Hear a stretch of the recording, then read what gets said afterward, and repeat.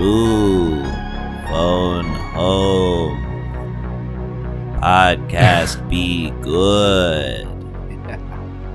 So, I chose not to go with a quote from Mac and Me because the IMDb page for the quotes for that film is a lot of back and forth. Okay. And I didn't want to have to, put the work on you. But no, I chose a quote from E.T. instead of your recommendation because a little bit more iconic, a little bit easier to throw in there. Might be unfair to say, but I can get on board with that. Admittedly, I also didn't really have a quote prepared.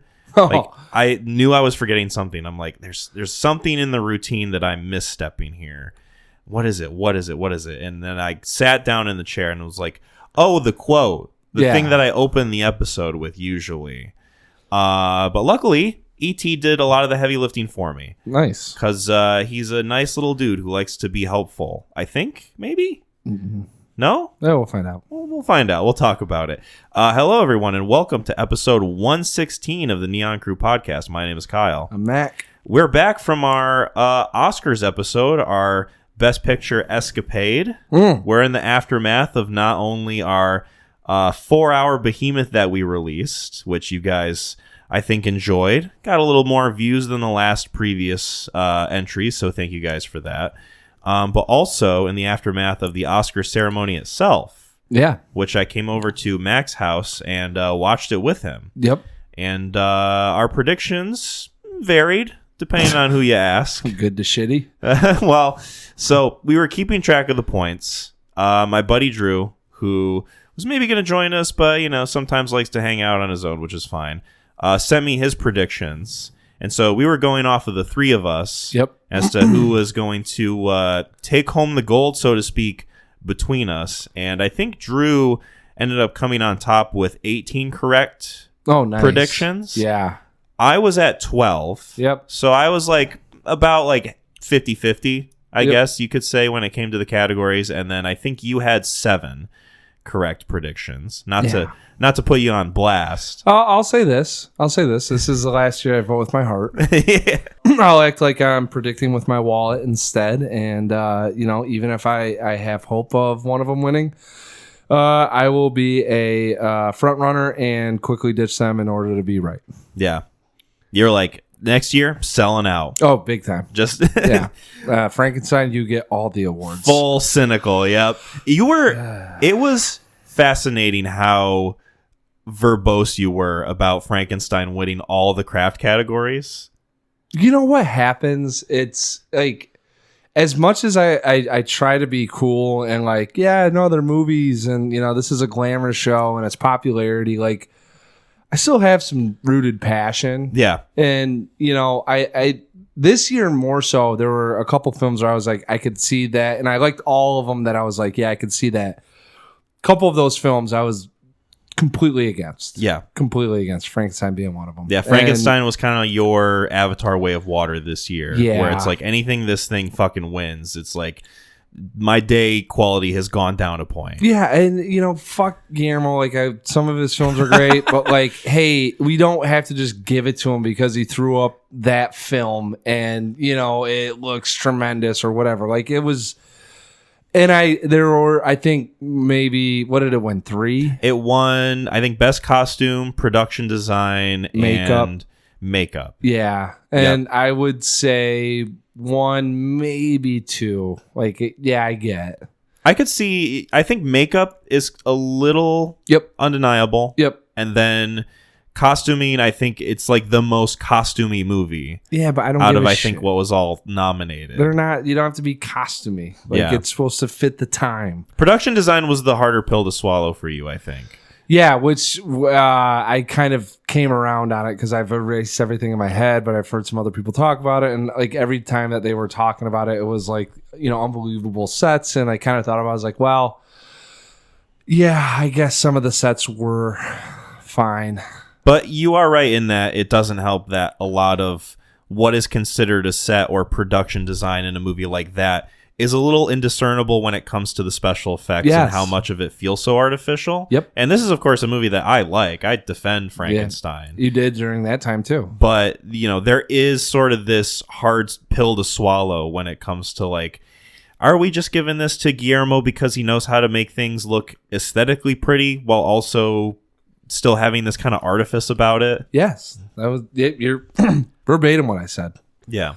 It was just incredible to watch, like, every time they read Frankenstein out loud. I would just look over and it was like someone was pulling a tick out of your palm. Like, just wincing. Someone took like an icicle and just was slowly putting it into my shoulder. Yeah. Yeah. Yep. That's how I felt, man. I didn't want to see that thing win anything. And it's one of those things where I just feel like it's unfortunate where there's some better films out there that should have been more notable, some other accolades for it. Like, it's on Netflix. There's so many things that are going against Frankenstein in terms of like, hey, here's an award. Like, even just at the soul level of like, hey, here's an award like that. They get to attach that to their name now, you know, and it just stands for everything that I'm against with filmmaking. And I mean, it's a kind of toss up for me in terms of how I think the aftermath of that is going to affect Guillermo's next project, because he could take the cachet from his, craft category wins and use it towards something that is actually interesting and original, something that like a Pan's Labyrinth. He still got it. Let's give him more money. I mean, he could do something like that, but it's also, I think, more than likely he's going to do a similar thing to like Frankenstein and Pacific Rim, where it's like, okay, these kind of like IP driven movies where there's a little bit of a safety net and you just kind of have to focus on the craft of it, and then we'll just kind of give it to you. Yeah, that annoys me. It is annoying. Yeah, I will admit it's annoying. That seems rinse and repeat to me. That's what, So yeah, maybe he'll take the right lessons, but we'll see. Yeah. One best picture. Yeah. I think we both predicted it would take home the big one. Mm-hmm. PTA wins best director. Yep. I kind of put my chips into Ryan Coogler because I thought they would kind of spread the love, but they ended up doing that with Michael B. Jordan, who took best actor in a lead role. A category that I thought Tim Cham had on lock, but it wasn't as on lock as I thought it was. But one of those things where I'm not mad about the win at all. Well deserved. I think at least for me, Marty Supreme, One Battle, Sinners will probably have staying power at the end of the day. I think everyone can agree that those are like the big three. Yeah, and then the rest of them, we'll see. I mean, there might be a time 5 years from now where you ask me about Begonia or Sentimental Value or Hamnet, and I'm like, yeah, I kind of remember that. Or there's a little bit more sticking, but those three for sure.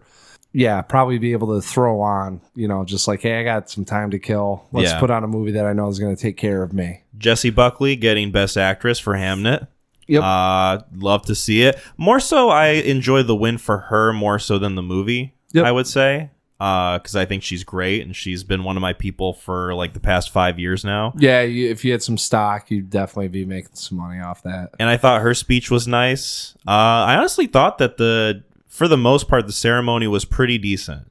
I liked all of it. I thought this was Oscars to me is like one of those things you can only flub. Mm-hmm. Like, I don't think you can ever really make it truly remarkable or unforgettable, but you can definitely fuck it up. Oh, yeah, 100%. It's one of those things that for a while almost seemed inevitable of like, we're watching a tightrope act, but we know that the guy's going to fall eventually. We're just like waiting to see when. Yeah. And it was a pretty, I would say, seamless night for the most part until it got to, the best song when Golden won. And the songwriters went up, and the guy started talking, and they just cut him off completely. Yeah. She did her spiel, and then all of a sudden they're like, "Well, that's all we need to hear." Thanks. He's like jumping on stage, saying like, "No, I got more to say," and we were just both like, "Oh man, that's not a great look." They avoided it this long, but even then, like, I'll take that as opposed to hey, give me my fucking 5 seconds. Yeah. You will listen to me. Which, when Adrian Brody came out, he made a cheeky little reference to his last year's long-winded diatribe. And, honestly, maybe this is the only good thing social media is used for now is that they get to do their blowhardiness up and like till this point, and now they can go on their phones and go Instagram and like do all the campaigning and if I win, I'm going to tell you right now, thank you very, and now they get up there, they're like, oh, I've already talked this to death. So yeah. Thank you. On to next year. I've said what I need to say on the awards campaign, basically. Yeah. And then supporting actor went to Sean Penn, who was not there. Apparently, he was in the Ukraine. Yeah, saw that. That was actually like kind of like a OG video. Yeah. Like didn't he have a cigar and he was getting a tattoo? Or am I? He's like hanging out with Zelensky, yeah, or something. They're like in the same room. A train conductor or something came in with the package. Yeah, and I was trying to read his shirt. I was like, I bet he's got a kick-ass shirt on. I like Kieran Culkin's comment where he said, Sean Penn is not here either because he couldn't or because he didn't want to. Whatever. Just like the candidness of that, I appreciate. I'm gonna take his award. Yeah. And then supporting actress, The Only Weapons win. Mm-hmm. The Only Weapons nomination. Yep. Amy Madigan. That's when I knew I messed up. Kind of surprising, honestly. The very first one that I think was presented, that award, and then Amy Madigan goes on stage, takes it. Very surprising, but I'm here for it. Yeah, no, that she was fantastic in it, and I'm glad they gave it to her. I mean, and I'm glad that now they can throw it on their film. The Oscar-winning movie, Weapons. Yeah, exactly. Who'd have thought that would be a real title that you could say? Yeah, and apparently it's a lesser of a film to Frankenstein, which is just unfortunate, but Weapons is better. Yeah, well, sorry, we wouldn't know Guillermo. by the like how. Yeah. Anyways. I'm not gonna get into it. Anyways, pretty solid Oscars year, and we'll keep watching them. We'll keep talking about them. Yeah, I think this was like it's not Hall of Fame type level, but it's definitely like upper echelon. I thought the movies of 2025 were good. I don't know if it compared to the prior year. Yeah, because the prior year was like Anora, The Substance, Brutalist. A lot of fucking big powerhouses. Yeah, there. But this one definitely like the heavy hitters were pretty good. Yeah, and I think that's what they can. And I honestly forget about Weapons even coming out. Yeah, but yeah, Weapons. I think because it was that a later release? Was that like August? Like September, August, maybe? Could have been. Yeah, it could have been. I mean, the years, remember. the months mold together at a certain point. Yeah. COVID does that to you. Yeah. The year 2020, our Lord. Speaking of Oscars. Yeah. We got any ones to talk about? Any Oscars to talk about? Well, I don't know. I think you're going into the next segment. I am going into the next segment. I don't know if this one won any Oscars. I think it was nominated for some that I read about. Okay. I'm, of course, talking about E.T. E.T. Of course. The Extra Terrestrial. E.T. phone home. E.T. phone home. Your cough and me using E.T.'s voice kind of goes hand in hand when you learn about the voice actress who performed for E.T. Heavy smoker? Yes. Yeah. Which we can get into a little bit when we discuss Steven Spielberg's E.T. the Extra Terrestrial. Yeah. 1982 science fiction film. Directed by Spieley, written by Melissa Matheson, produced by Kathleen Kennedy, who I think this is her first producer credit. Okay. So, a little fun fact there. Is starring Dee Wallace, Henry Thomas as Elliot. Dee Wallace plays his mother. Robert McNaughton as Michael Taylor, his brother, and then Drew Barrymore as Gertie Taylor, the youngest sister. And is essentially... Movie opens up. We see, kind of not haphazardly, but indirectly, this spaceship in this forest setting. Yeah. It's at nighttime. Things are a little discreet. You see, like, little shadows running around of, like, these funny little guys. These funny little dudes. Yeah. You can't make out the fine details, but you can tell these aren't quite people, are they? And then a car drives up. Guy gets out. He's got these jangly, jingly keys attached to him. And then all of a sudden, the little guys disperse. They head back into their little spacecraft, and then they fly off into the distance. But wait, they left one behind. This little Reese's Pieces loving dude who wanders into this family's backyard, hides out in their shed, where this young boy named Elliot finds him, and they start to form a relationship. So then soon, Elliot has to figure out how to reveal E.T., as what he's decided to name him, to his family while also protecting him from forces that might want to cause harm. So, spoiler alert for E.T. the Extraterrestrial, one of the most famous movies of all time. Yeah. If you haven't seen it at this point, what are you doing? Listen to this. You can go fucking watch it. It's For $4. I mean, that's also kind of ridiculous. But you still get their grubby hands on it. I can't believe this thing isn't freaking streaming anywhere. 40-plus-year-old movie that you have to pay $3.99 for. Yeah, I thought I was gonna get like the discount thing, like, hey, get this thing for $2 on Amazon. No, it's full price. I have maintained that once a movie has reached like 10 years, it should just be free on streaming, no matter what. Yeah, like fucking, there's no excuse for that. Part of your socialist program. It's basically. If I am elected president, I am going to enact socialist reform. My first act, making movies free on streaming. Yeah, for everyone. Yeah, we'll just say 10 years, 10 plus. I'm going to single-handedly end piracy as my first act in office. Yeah, by doing that. And then you know, hey, big Hollywood, deal with it. Yeah, exactly. Yeah. Right? Trump likes to think that he's, going in and making Hollywood better. I'm actually going to do that. At least for the consumers. Exactly. Not these fucking rich corporate bastards. Yeah. So, yeah, I mean, we decided to pair this up with Mac and me as sort of an acknowledgement that, yes, one is born from the afterbirth of the other. Yeah, which is why we're also leading off with it. We are leading off with E.T. We're kind of getting the dinner and dessert out of the way before we get to the toilet bowl. Whoa, how dare you? I know, I'm sorry. That's unfair to E.T. Yes. Yeah. Yes. But no, so I've seen this movie before. This is only my second time seeing it, I think. Yeah. The first time I saw it, I believe, was in a classroom. Okay. In high school.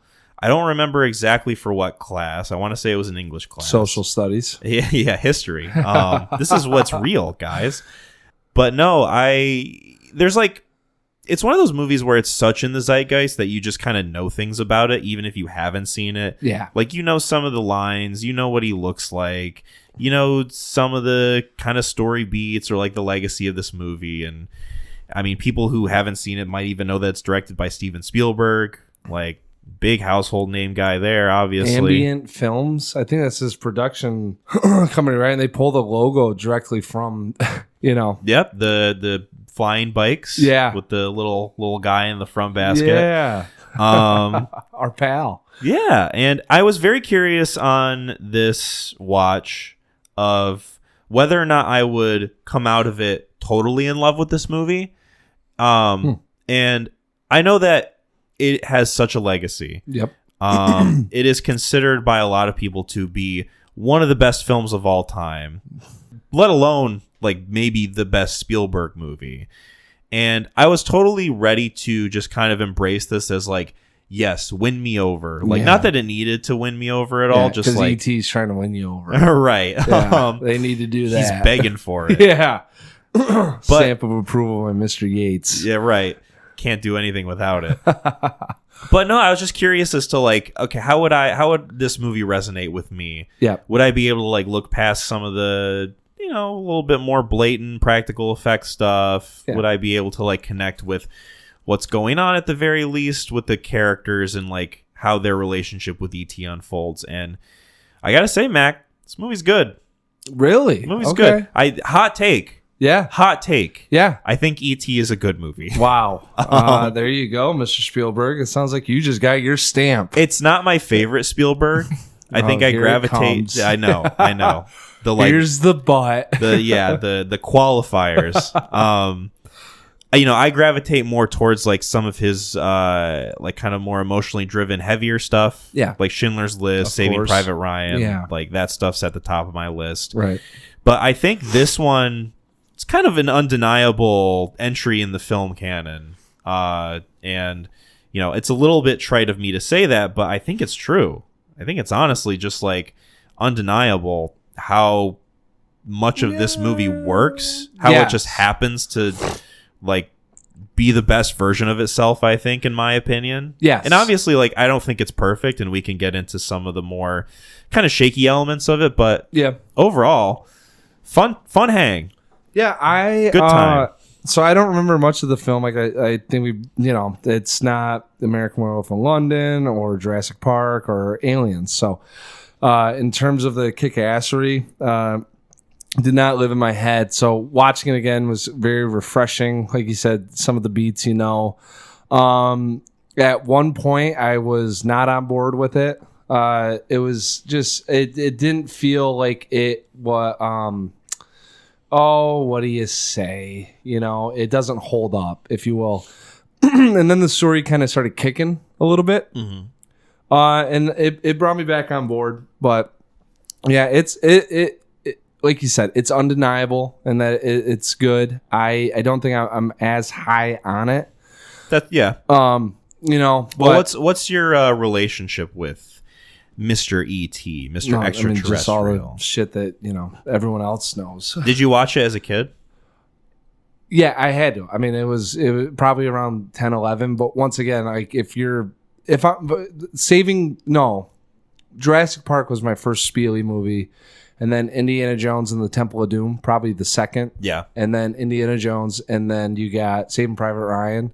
And then I probably saw E.T. Yeah. So at that point, not really interested in this kid forming a friendship with this E.T. Right. So that's why I didn't remember much of it. And it has like a little bit of like a very softcore Stranger Things vibe to it. Yeah, I mean, Stranger Things is very indebted to a lot of what this movie is doing. And it was fun seeing that. It is very simple in terms of its plot, and like, so where I wasn't given credit for it, and then I kind of came around, is just the simplicity of it, Mm-hmm. And I think it's to the movie's advantage. Yeah, without a doubt. Well, there's another movie that we're going to talk about that said, "Hey, this is kind of boring. We need to amp this up." Yeah. And you have a great, hey, this is what to do and what not to do piece on this, right? Mac and me was very much like, we don't have to name drop. What if E.T. was like bubblegum, What if he like chewed bubblegum and like fucked your mom? Like held people up and stole their money. Yeah, which we might get into. We'll get into, absolutely. Yeah, so that provided me more context around of like, okay, like this is really, it's to its advantage. You have to give it, some round of applause for being able to take a very simple story structure and really weave in some emotionality around it. Mm-hmm. With that being said, though, I think it was asking a little bit. It's asking a lot more of me than what I was willing to give it, and that's where I bumped up against it. Yeah, so I think that's fair. I think this movie almost demands a certain level of how much whimsy are you willing to kind of be spoon-fed? Yes, which I don't think is necessarily a bad thing, especially when it is a movie that is like, you could comfortably say it's for everyone, but obviously, like, it's intended to be watched and viewed through the lens of a kid. Oh, I was thinking. So it's funny that you say that. Not to excuse any like criticism towards it. No, but I mean, like, it's the same thing. Like when we talked about the Mario movie, that when we did our review on that thing, and you were kind of bashing it, and I'm like, hey, like this is meant not for us. Galaxy coming out April 1st. Yeah, guess who's in line for that? Even after saying like all the crap. Even after talking all the shit about it, I'm there day one, baby. April Fools. I'm the fool. I'm paying money to see it. So like I was thinking about my son Preston and watching this, and I was like, you know what? I bet you I could throw this on and this would hold his attention. Like he would he would be into it. We just watched another film, A League of Their Own, or not A League of Their Own, Little Big League, not too long ago. Okay. And that was kind of like one of the kids' movies that I'm used to, the live action, because animation when Pixar wasn't around. So you had like these really whimsical, like out of crazy scenarios for kids to be doing adult things, right? Mm-hmm. And this almost falls kind of into that realm. You know, there's a certain level of responsibility that Elliot takes on. There's a brooding friendship going. I mean, it really felt Pixar-y watching it. Yes. Right? 1,000%. And so that's where I was like, all right, like I need to tone it back just a little bit, being, you know, 35-year-old Mac watching this and being like, hey, what the shit? Right. You know, like that's not what I do. And you know, and hey, speaking of fucked up dads. I mean, so fucked up. It's like, man, he's in Mexico. When's he coming back? Well, but he hates Mexico. Slams the dinner table. That's a good scene. Yeah. With the sort of like, I guess, distance that you can kind of put up against a movie like this, where there's this idea that, okay, even if you don't, this is like my position on the movie. Yeah, yeah. I wasn't entirely connected to E.T. as a character. Nope. Right? Kind of hard to be when the character design is sort of like intentionally off-putting. He's an alien, but he's like, you know, some kids are scared of E.T. I have a friend who has a friend who has the same name as me. Okay. His friend Kyle grew up terrified of E.T. to the point where is this an allegory? Are you Kyle? I mean, I am Kyle, but not this Kyle. Okay. He grew up terrified of him to the point where if you bring it up to him now, he'll leave the room. Oh, okay. Like it's like a traumatic experience for him. But I could see that too, yeah, by the way.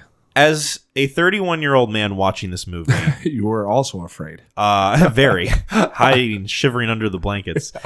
No, I'm watching this movie with the lens of like, okay, it's been some distance. I haven't seen this in a minute. I don't remember everything about it. I'm not exactly connected to E.T.'s character, like his whole thing. I'm more connected to the kid's relationship with E.T. and how very effectively that is being portrayed on screen, and how much I am into that, and me being into that aspect of the movie really helped me go along the journey of what they're going through. Even if I'm like not entirely behind, like, okay, yeah, I believe that they got like this little alien guy and like he's effortlessly being portrayed on screen. Like, I think that the puppetry is impressive. Yeah. I think that it's, you know, it is effective enough for the kids to react to. And I think that they very smartly filmed it in a way where it's like, we're going to give you like, you know, forgive the pun, Reese's Pieces of like displaying the actual character design throughout the movie.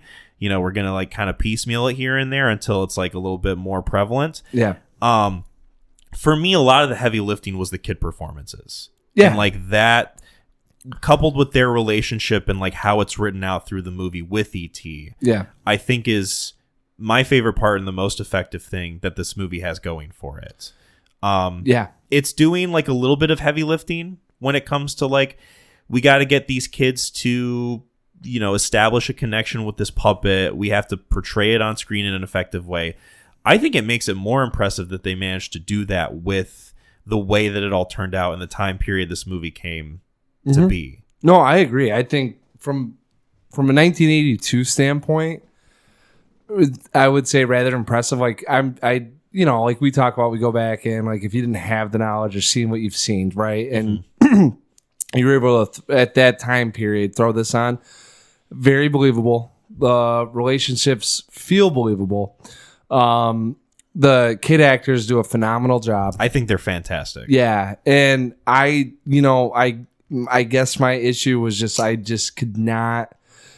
I had a moment where I was like, all right, we're a day and a half into this, and I was like, I just have a hard time finding a alien and like, hey, this is my new dog Skip, right? Like this it felt very much of like a, hey, we're adopting a puppy. And, you know, it's like me with Fred, the turtle, right? Like I you know, we get Fred, and I was going to ask, do we have a Fred update? How's he doing? He's doing good. Nice. He's all right. We got some food. We got some lighting for him. He's hanging in there. He did fall. He got out of his little terrarium. Yeah, again, and fell down, scared the crap out of Jasmine. Escape artist. Well, I was, she's like, "Did you let Fred out?" And I was like, "No." And she goes, "Well, he's out." And I go, "God, it means he fell again." Fred's ready to party. Yeah, and he like he's drinking beers, into he's watching TV. ET. He's doing the same shit ET's doing. Yeah, he's got the remote. But I just, it was like one of those things where it just did not fully connect for me, And if that relationship suffers at all, like it did for me, it's to the detriment of the film because there's not a whole lot else going on, which I like though. Like I like and I know Stranger Things is way after it, and we're not giving shit away with that, but like I like that simplicity, like kind of, hey, we're just some kids, the government's getting involved, right? There's some tomfoolery happening, and that feels that's really great. It's just you have to have that connection with the relationship, and I couldn't fully buy in. I don't know why. I don't know if it's just being older, but it was almost affecting me in a negative way until a certain part of the film. And that's when I kind of came around a little bit more onto it, where I was like, all right, this is a little bit more, I'm buying into the whimsy now, and these kids are really selling it for me. Because the whimsy is like, it's basically like for the first half of the movie, the entire point. Yes. And to have a hard time getting on board with that would be rough, I would imagine. Yes. But it does, I think, make an effective kind of tonal shift for when you're halfway through the movie and it all of a sudden becomes about like, oh, E.T.'s in a bad way, and now these scientist government guys are getting their grubby little fingies on him. Yeah, we're studying, we're taking DNA, holy shit, he's got 62 compounds. Whoa.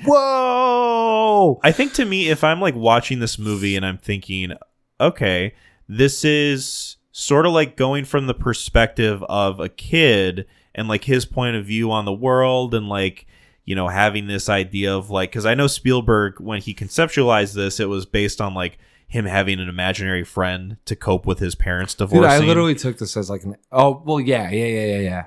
And how like, what would happen if that like kind of manifested itself? Yep. And like, the idea of taking like this lighthearted concept for something that is like, as wacky as an alien and flipping it to where, I guess not flipping it, but like gradually turning it into like, oh, there's like these ominous forces that are like invading the psyche of this whimsy where like Steven Spielberg used the imaginary friend to kind of like escape from the idea of like this looming threat of like parental discrepancy and like divorce and all that stuff. And I feel like that's a very kind of like parallel thing going on with like, the adults on the horizon coming over and like they're all shadowed and like you can't see their faces. Yeah. I think it's very, I think it is very purposeful that you only see the mom's face and that's the only adult face that you are exposed to for like the first half of the movie. Yeah. And then the rest of it, it's like, oh no, like there's like a bigger looming threat here. Yeah. And I don't know. I see that as like a parallel, and I think I'm just able to get on board with it more just because I've seen a lot of Spielberg's movies at this point. I haven't seen all of them. Humble brag. But, kind of tying it into like Fabelmans and like reading about like his process for creating this movie and like conceptualizing it. I guess just like it all makes sense to me. It's like puzzle pieces that clicked into place. Oh, this felt for a movie that I was kind of already on board for anyway. Yeah, the very cathartic for him probably making this. Yeah, and being able to get out some of that what I felt in my childhood. Yeah, and I think there was two things. One, it was if I substituted ET with a like a puppy or a dog that you find on the streets, and it turned into like, hey, we're keeping this away from mom, and like we're developing a little bit more of an attachment, and it's going through that like process of learning, growing, imprinting, developing the bond, and instead of having the government, it was the dog catchers come through. It felt very much of a tale of someone connecting with something that isn't necessarily human, right? But still developing a bond and a friendship to help with that emotional capacity. So that was like, and that's where like the whimsy really hit. Yeah. I think the other piece that I understand like authoritative figures or like a parental parental figures kind of being a little bit more of a, what do you say, a metaphor, anecdote in this, being represented, but like I wanted a little bit more villainy behind this. Yeah. Just to make it a little bit more fun. Like we don't have to necessarily like we're chopping him up and like we captured the kids and all that. Felt kind of just like forced in there. Where like Spielberg making this is just like, hey, what if we just made this about a kid who finds an alien and gets him home? Mm-hmm. And it's kind of that traumatic experience of being able to let go and have a little bit of closure, and we have to kind of, and someone came in and they're like, that's not gonna sell. Yeah. And they're like, all right, he's like, better yet, government has to chop up the alien to figure out what it is. Yes. Now there's something we can get, it felt kind of thrown in there. And that's where like a lot of the pieces in here they almost make sense to me, but I just couldn't quite grasp on or latch onto it. Yeah, I think that makes sense. Yeah. I think for me, the biggest thing that I would have liked to see is maybe not necessarily like a central villainous force, but just like keeping the shadow on the adults that are like a looming presence, and like making that a consistent thing. And so that way when like they're in the house and they're working on ET, I think there might have been ways to film it in which like, we still kind of have that sense. Yes. It is hard to have a scene where he's laying on a bed next to ET, Elliot is, and he's trying to communicate with them, and like to have him effectively like communicate with the adults while that's all happening while still maintaining like that shadowy presence would be, I would imagine, like pretty hard to do. Yeah. But at that point it just becomes like a story issue of like, okay, well, do we change the like structure of this? Like we kind of have to rework the whole second half of the movie. And I like how it turned out for the most part, but I do think that there is maybe like a bit of juice that's lost from having the adults like kind of, all right, well, now we're showing our faces and like you get to see that we're like just human beings doing our jobs. Yeah, that's what I was talking to my brother about, and I'm like, I didn't feel like the scientists and all the people coming in were like bad. Like it never felt like dangerous. And that's my thing with it, is that like a lot of the teeth of this feels like it was removed. Yes, and the other. So then the other issue I'm getting into is like they somehow get a connection where he can feel what ET feels, and I don't know if that was, I may have missed it, but like all of a sudden they're sharing this stuff, and then we get into like, hey, it's leaving his body, and I'm like, all right, is this like I know ET's dying, but is this a metaphor on their relationship? Like, how is he just all of a sudden like being back to normal? And then if he is, and that wasn't like any sort of plot line, why did we have to have that? Yeah. Is it so he could drink beer and then Elliot would get drunk at school, which also felt like 80s? Yeah, that was, I think, my least favorite part of the movie was the like school montage with like all the frogs. That felt very kind of like, all right, this is kind of like some school kid movie shit that you just don't really need. Yeah, I do like him in the wig, drinking the beer and watching TV. Hey, don't get me wrong, I was dying at that, but then when he is showing him at school feeling that, and I was like, all right, they're sharing something. Like, did I miss? Did he like touch him and say like, now you have my powers, or what? I don't know if I caught that. That's an aspect that I didn't remember from when I last watched the movie. Mm-hmm. So like watching it this time, I was like, oh, I guess this is in it. I didn't quite recall that. Admittedly, it's still something that I'm kind of reconciling with, of like, what exactly does this mean? Yeah. I guess the closest thing I can think of is that if we're going to take the imaginary friend analogy that Spielberg sort of conceptualized at the beginning, it's like, okay, well, this imaginary friend is more or less just a kind of projection of yourself. And like how, to some extent, how you're coping with this issue. And like when Elliot feels bad, E.T. feels bad, and vice versa. And like how them being one and the same, I guess, is more or less acknowledging that. But I mean, that's the closest thing that I can think of currently. And maybe I'll have an epiphany and re-record it or something. But well, I mean, if you're going, if that's the route that you're going, that makes sense to me for sure. I Logistically, I'm not entirely sure. No, and I'm hanging on to like a tangible aspect. You know, this is something that is sentient. Yeah. You know, it's something that is of the presence. I can't think of, you know, it's a real thing. Like it's not a imaginary friend, if you will. Yeah, like there's a tangibility there. Right, like it's got feelings, it's got emotions, it can think, it can walk, you know. So like I'm not viewing it in the sense of an imaginary friend, but more so of a real being, which could be to the detriment of me. Do you think Elliot being the middle child has anything to do with it, maybe? Because if we're kind of framing it as this is a sort of look in response to Spielberg's own parents divorcing, Yeah. and we look at like kind of what the story is presenting to us of like, well, the dad left them and he's not coming back, and it almost seems like the middle child is the one who's Mexico.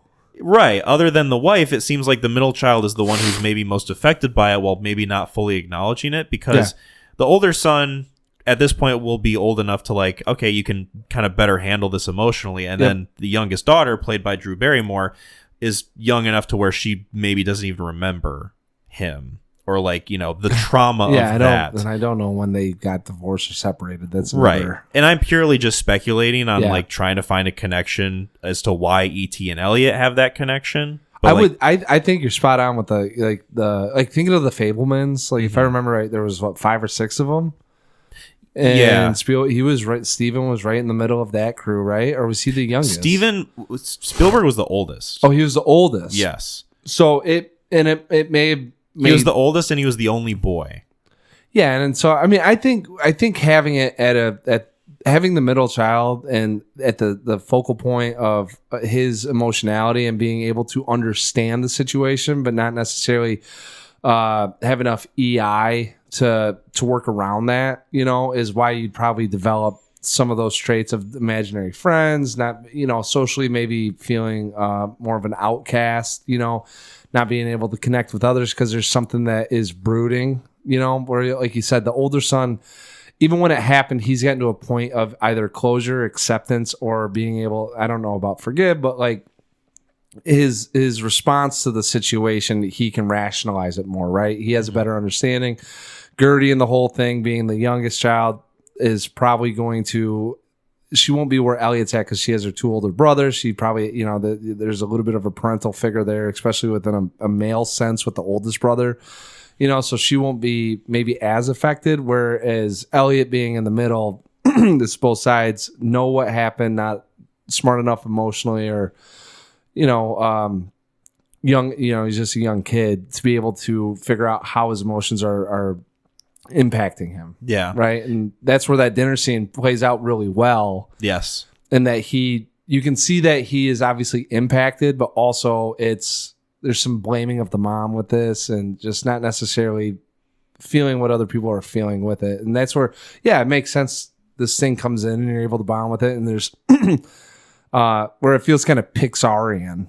Yeah. You know? And I will say, even if you're someone who like doesn't necessarily want to get that deep with it, you can also just take away the idea of like, oh, he's the middle child, so he's the most sensitive. Yeah. And he has that connection with E.T. because they're both sensitive to what's going on. All of it makes sense, yeah. And E.T. could have been a middle child too. Could have been. Yeah. We don't exactly know his age. They all look the same. They're kind of, well, that's racist. They're kind of wrinkly but very small. They have cognition and speech ability. Yep. Even if it's just kind of parroting back what they hear. Yeah. But, you know, they're a different alien species, you know. I don't remember learning languages is hard. I don't remember the film opening up like that. And Me neither. Like and so whether or not, you know, you connect with the film or not, there's traits of this thing where you're like, man, he's just a good director.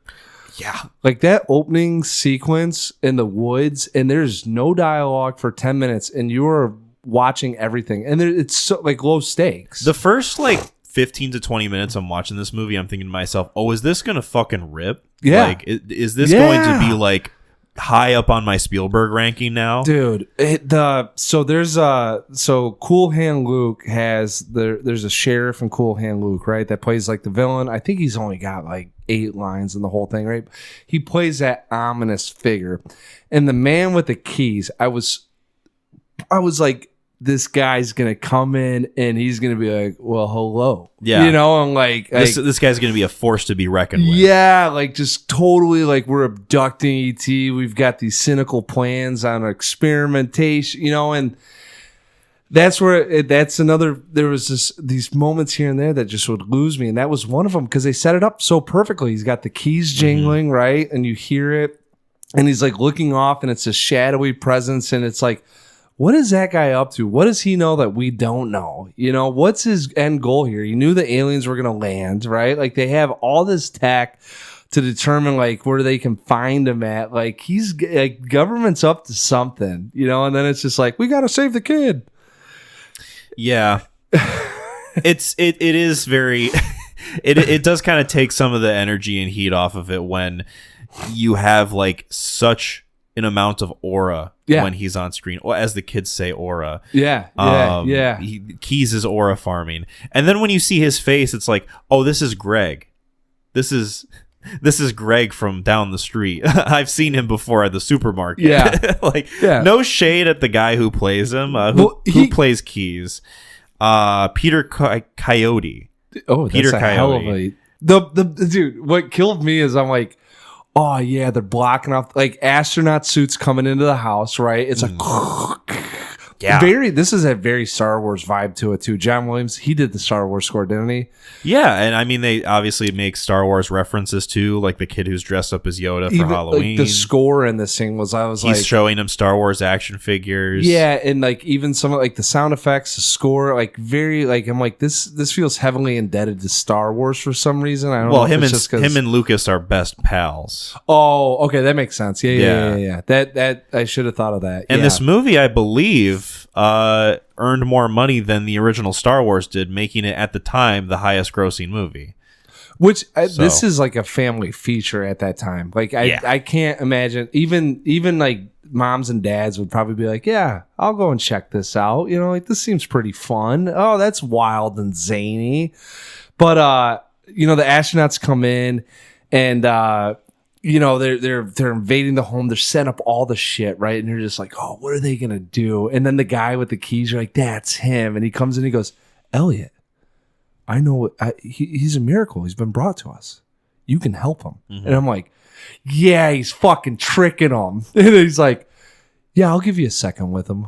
Wink, wink. And I'm like, okay, I don't know what team he's on. Yeah, you know? And there's like there's almost like too much ambiguity there when it comes to. And then the like mom's how we should feel about him as a character, because he's there at the end watching him go in the spaceship, and he's like, "Hey, I'm part of the good crew now. Yeah. Bye, ET." And it's like, I'd be side eyeing this guy if I were like his mom or something. He was like part of the good crew when he's like holding his hand, and I was just like, okay, like we're showing that we're close, and he doesn't sound that bad. It's like that Drake meme where he's like wearing the like soccer uniform and the caption's like, bro thinks he's part of the team. Yeah. Yes, it was very misleading. Up until the point I was like, are they going to hook up? Is that going to be his new stepdad? I did not think that for a second. You didn't think that? No. Because she's like, here, get in the car. Like, they've totally inviting to... And so I guess some of the leaps that I had, now I'm just going off. Some of the leaps that you had to take King. Was the relationships that are just so ushered in without any sort of development. And that's where, like, him holding his hand, this whole time he's the bad guy, right? Or you think. He starts holding his hand and he's talking very calmly. And then, you know, the kids escape, right? And then Gertie's like, get in the car, you're here to help. And he's like, I sure am. You know, and the mom said something to him and kind of gave him a wry smile. And I was like, the hell's going on? Like, you don't even know this guy. No one knows this guy. Like, you just heard the keys jingling. Yeah. Yeah. And then the friends that are like kind of like giving everyone shit that are like, hey, we're here to help now. Yeah. The friends being in there was a little like, I didn't get that at all. I think they just wanted to have them on their bikes and be like, they're fine. Right, we're gonna have like a fun little chase scene, which I like the chase scene. I think it's very fun. well done. Some kind of like, okay, you can sort of tell that that's not like a teenage boy on a bike. That's a stunt performer. I really liked when they go like the close up on Elliot and the crew. Yeah. And then they go to the hills and you're like, it's like a 5'11" guy on that bike. Right. They do the close up with like, I'm assuming green screen behind them. And they're like, we got to make a turn here. Let's split up. And then you like cut to the wide shot. And it's like, that guy's 34 years old. Yeah, I was like, does he have a beard? Yeah. But like, it's real. I still like I love that whole chase scene. It's good. Yeah. It does. When you see stuff like that too, it really, that to me felt more played into the movie of being like, yeah, okay, like this is, yeah, like this isn't, I don't know. It sounds like more of the kind of like heavier emotional beats of this movie weren't really kind of sticking with you, which they don't, I don't think they were necessarily like winning me over entirely. Yeah. But seeing the performances from the young actors giving a convincing portrayal of like, oh, our friend is dying. And, we can't do anything to help him, I think was enough for me to like at least get behind what it was going for, like kind of woven into the tapestry of the movie and earning its place into it, I guess. So yeah, I don't know. I didn't have like too much of an issue with that, while fully acknowledging like I could see how this would just kind of bounce off the backboard for some people. With the simplicity of the plot, we kind of like Marty Supreme, right? Like you really have to be invested in Tim Sham, because if he's not holding that movie up, that can go down real quick. Yeah, right? It's like, oh, this is all bullshit. This is all falling apart. Yeah, and I think what this one hedges itself on is that relationship, right? And at the time, I really feel like at the time, because you just, movies that, hey, we're going with stories, right? We're just bringing stories to life, like maybe character development and some of these more emotional beats really weren't as prevalent, especially with younger kids. Like Paper Moon. Like I don't know like what movies, pre 1982 existed where we were really hanging on these kids and them kind of maybe not coming of age, but more so of developing a relationship with an entity. And really believing that relationship, right? So, like, I think their performances were spectacular. Like, I really, even the older brother, I liked quite a bit. The older brother, I think, was maybe my favorite character. Yeah. I really like Elliot. This has been a subject that's been talked about endlessly. Okay. But Drew Barrymore as Gertie. Yeah. Is such an impressive child performance. Yeah. For someone that young to be able to deliver lines like that and like not only give a convincing performance, but it's like, oh, you're just on the same level as everybody else. Yeah, in like most of the scenes you're in. She didn't feel out of place whatsoever. It's fantastic. Mm-hmm. Yeah, I guess Spielberg working with these kids, and I think specifically Drew Barrymore, made him realize that he wanted kids. So he's like, well, now that I'm rich and I have all this money, I'm going to have children. So I'm glad you didn't say buy them. Yeah. Yeah. How old was Epstein at the time? Whoa. Yikes. Yikes. Yeesh. But no, I don't know. It's just one of those things where it's like the legacy of the kid performances of this movie, I think, is the part of it that transcends some of the, albeit impressive, but like dated special effects and like some of the more shaky elements of like the visual filmmaking. I think the directing in this was phenomenal. Yeah. I think the child performances are like the thing that truly transcends it and will stand the test of time more than anything else. Yeah, I was going to say, like, when you talk about like holding up factors, right? Like the effects, some of the practicality, even the story. I mean, I know it's simple and whimsical, wholesome, right? Very easy. That to me kind of, it's shaky, but like, yeah, like the kid actors in this and the directing, I think are really what keeps you engaged the whole time, because there's a knockoff version that really try to repeat the same shit, and you can see what happens if you don't have good directing and good performances from the actors. I mean, so yeah, and we can get into it. Was there anything else we wanted to talk about with E.T. Phone Home? Oh, the smoker thing. Oh, the voice actress for your info. The voice actress for E.T., the extraterrestrial himself. was this woman. Let me pull her up. Pat Walsh, who is the basically this is the most prevalent thing I think she's known for is voicing E.T. She was a 2-pack-a-day smoker. Okay. And the sound editors thought that her voice would match perfectly with what they're going for with E.T. Has she been in other films? Let me look. So E.T. the Extraterrestrial is her second movie out of 3 movies. Okay. She was in Waterloo Bridge in an uncredited role, so I don't know what she played. That was in 1940. Yep. And then wasn't in a movie until 1982 with E.T. Uh-huh. And then the next year, she was in Return of the Jedi voicing Boosh, which I don't know what character that is. All right, let's play this out. Yeah. Okay, let's sync. We're 1940. We're in Under the Waterloo Bridge. Waterloo Bridge. The name of the movie. So now we're uncredited. The acting career is probably gone, right? We get a job doing whatever we do because I'm not going to knock Pat. 42 years later, you're sitting at home on your second pack and Steven Spielberg calls you. What are you doing? Hey, who is this? Yeah.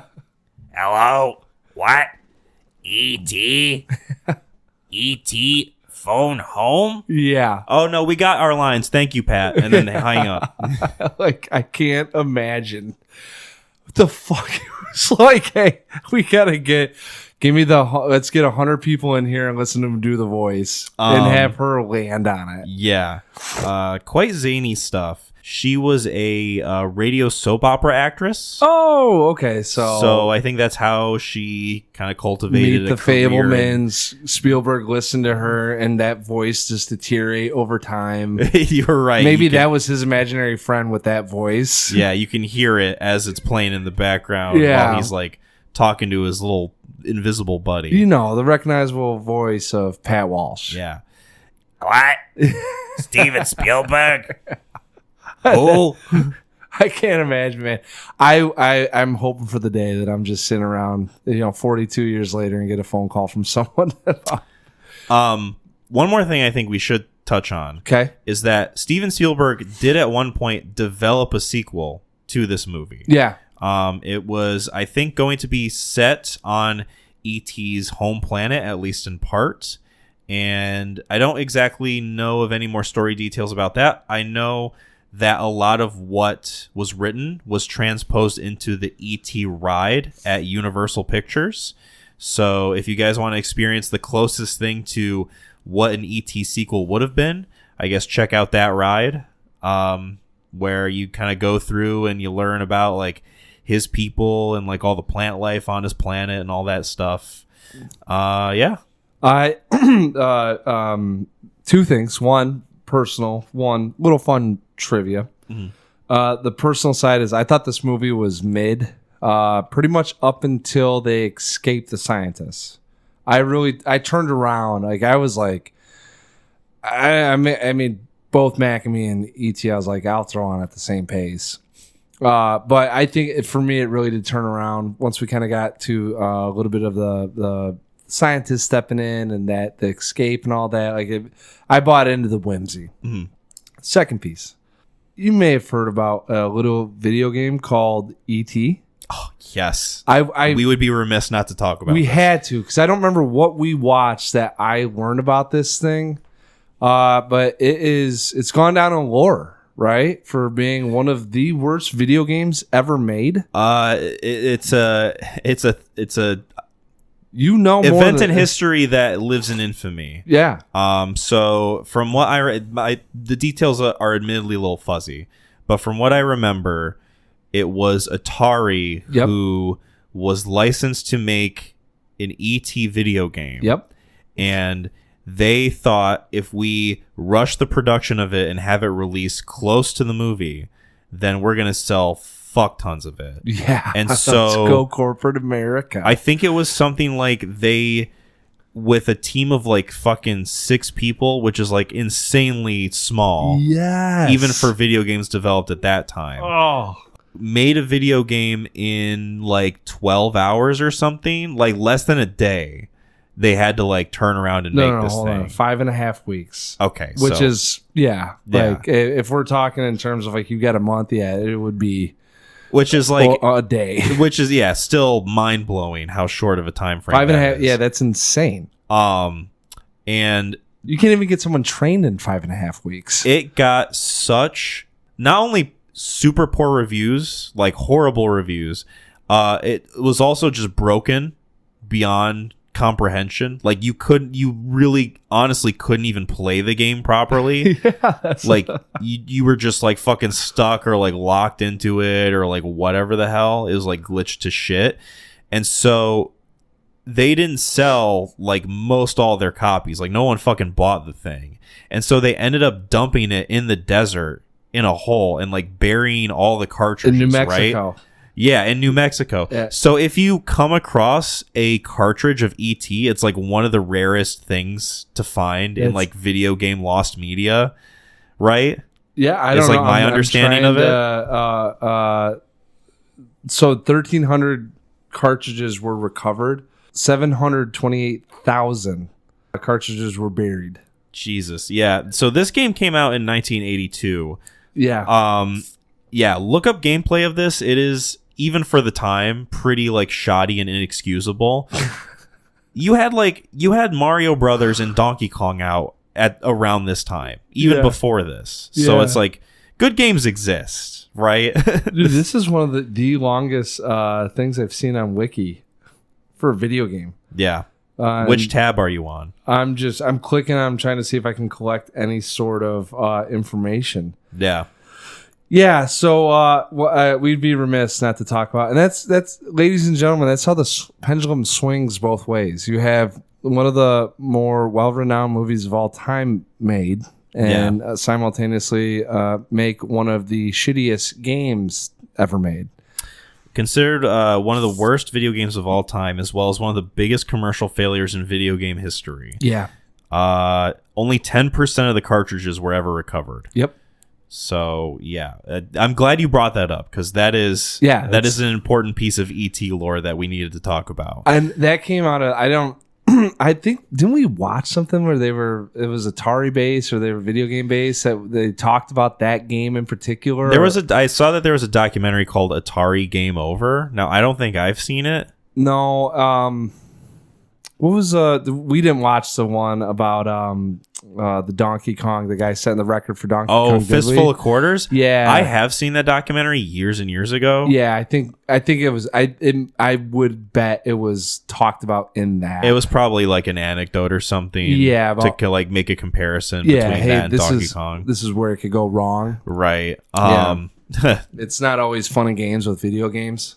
That's actually a decent documentary in my mind. I'd wonder if it'd make a good recommendation to like talk about. Probably. I mean, because that guy Billy Mitchell's a piece of shit. He is, and he continues to be a piece of shit to this day. Oh, really? Yes. He totally. Yeah, he's like what's his name from Minecraft? Oh, Notch.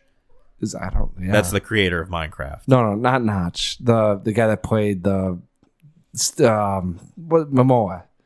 Oh, yeah. Yeah, he kind of is like a Jason Momoa from Minecraft type guy. Well, I'd say Momoa's more a Billy Mitchell type guy. Yeah. Not the same build, obviously. No, and Momoa in that movie is even more likable than Billy Mitchell in real life. Yeah. And I didn't like Momoa in that movie at all. No, I didn't. That's why I remember watching. Yeah, I didn't realize that Billy Mitchell kind of, this is what I'm known for. This is what I do. He's like, you watch the documentary, which came out in like the early 2000s. Yeah. And he's like, okay, this guy's like a scumbag. Yeah. The more you learn about him after that, like the events following, it's really? Like, oh no, he's just gotten worse. Whoa. Like this is like a big piece of shit guy. Oh, wow. Like okay. He'll sue anybody who like talks about how he cheated at Donkey Kong and like wrongfully got the world record away from this guy. Wow. And like he like ends up in like litigation hell and like he loses all of his lawsuits, but he keeps fucking doing it. Like, oh shit. Yeah. It's to the point where like us talking about it this much kind of makes me nervous. Oh wow.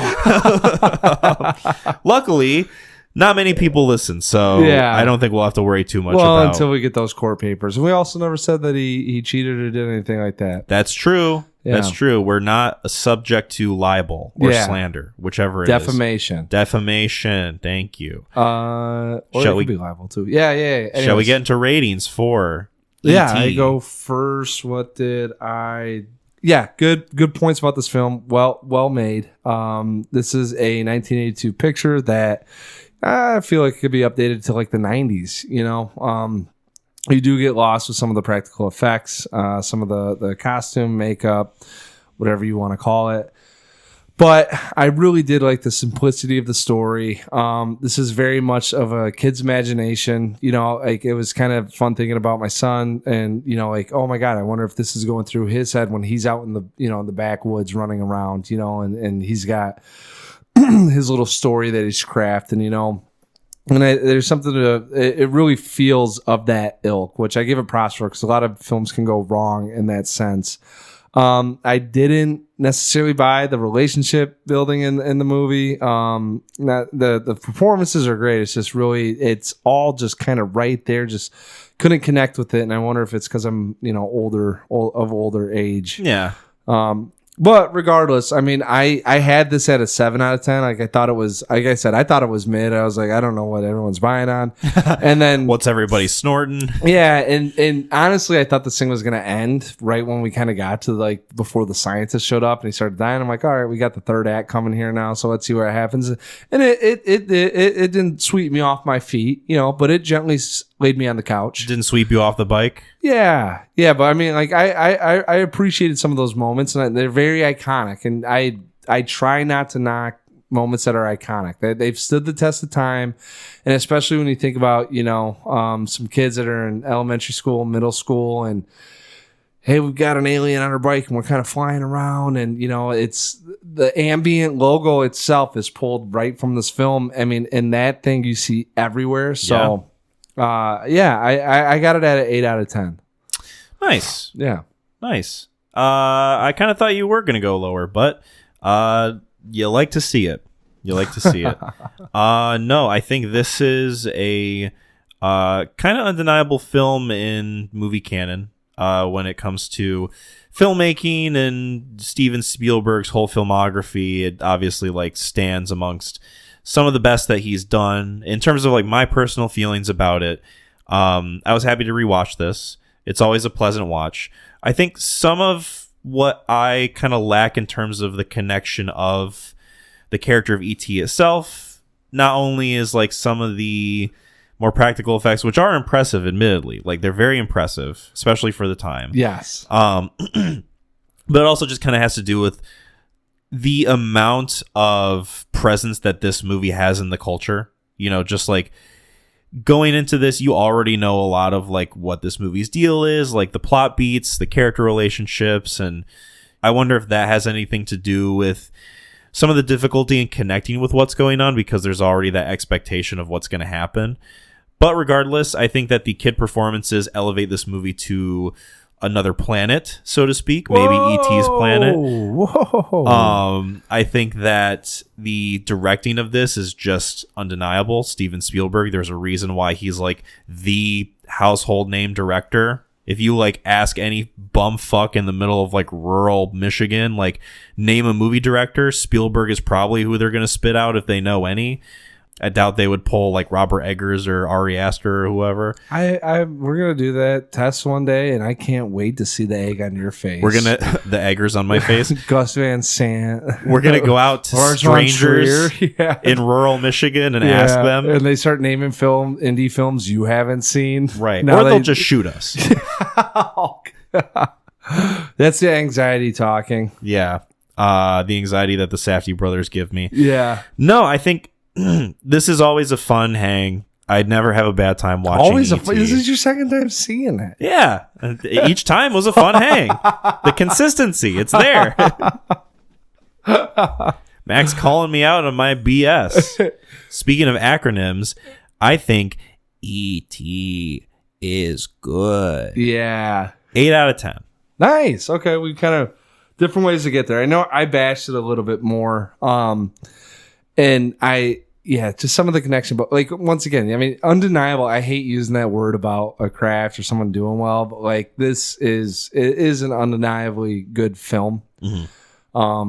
If people rub up against it, I think it'd be for the same faults that I rub up against it, but like they would just hammer it. And I don't think it needs to be hammered. I mean, it's 40. This movie's not years hurting old. anybody. Yeah, exactly. It's majestical, it's cutesy, it's whimsical. It goes down smooth. It's very simple, and you can watch it with the family. So, like, what the fuck are we yelling about? Yeah, what the fuck? Watch it with your family. What the Yeah. fucking shit? Come on. Now, the next film we're getting to is a real treat for the whole family. Some would say a Coca-Cola, Oh, a Skittle, yeah. Big Mac. Did we say a Big Mac and me? They definitely say it in the movie. Yeah. Are we ready to go that way? I'm stoked. I think we have to rip the bandage off. How dare you? Is this how you felt during Fateful Findings? So what's incredibly funny about this, Kyle, is yes. And when you sent me the snap, I laughed yesterday quite a bit. Like, so that's how when you got my Snapchat. I saw it at work. I laughed out loud at work enough to where people looked over at me. Can you describe what I sent to you? Yeah, it was a picture of Mac. You know, not your co-host, but Not you, Mac. the star of the titular character of the film, Mac and Me. Mm-hmm. And I think it was a still shot, right? And they were out in the desert, I believe. And all it said was, "I hate this little fucker."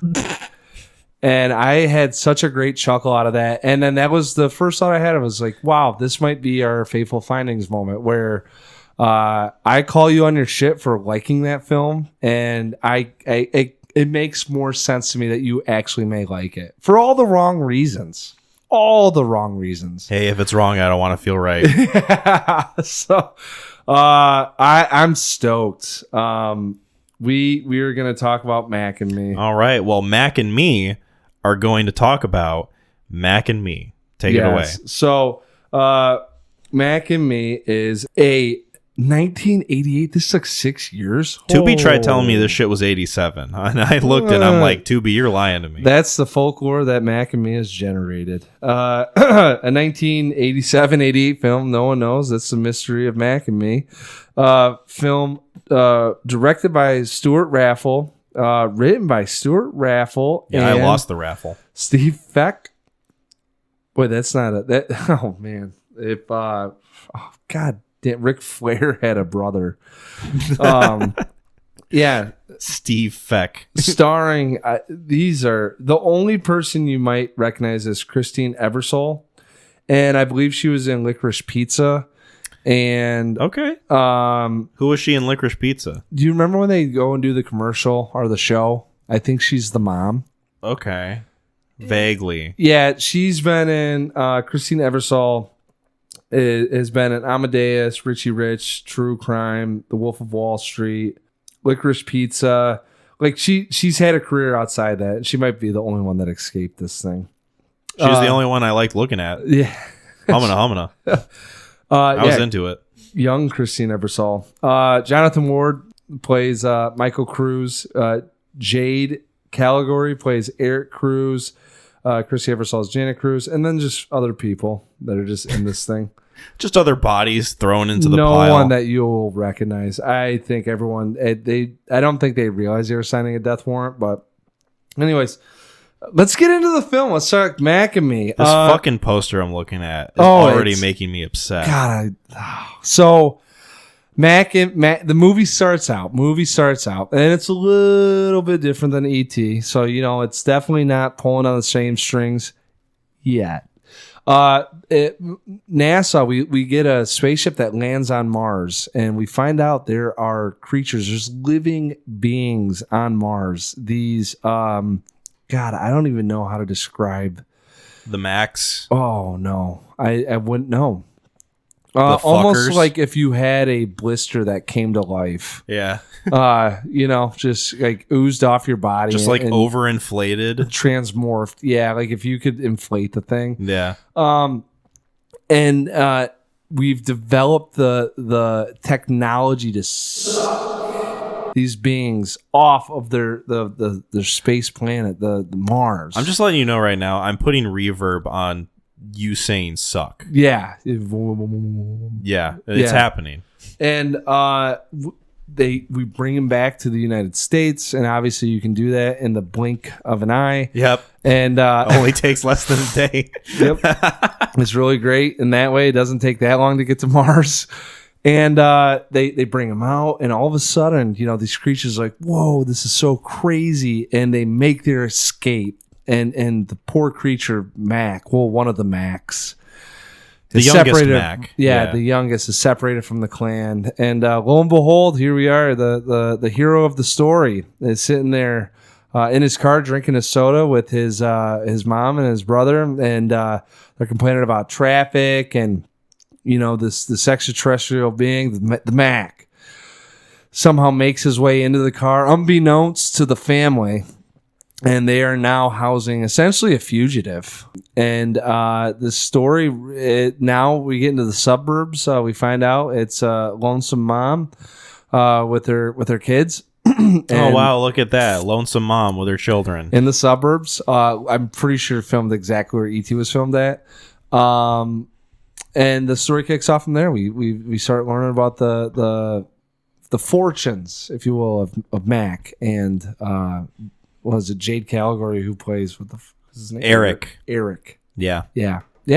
So spoilers for Mac and me. I'm getting a phone call, potential spam. Whoa! Which honestly is kind of the experience I had watching this movie. Okay. So you recommended this film. I did. And we talked about how it's not only just my experience with the movie, but a lot of people's experience with the movie that are around our age. Yeah. Where like you ask them, do you know the movie Mac and Me?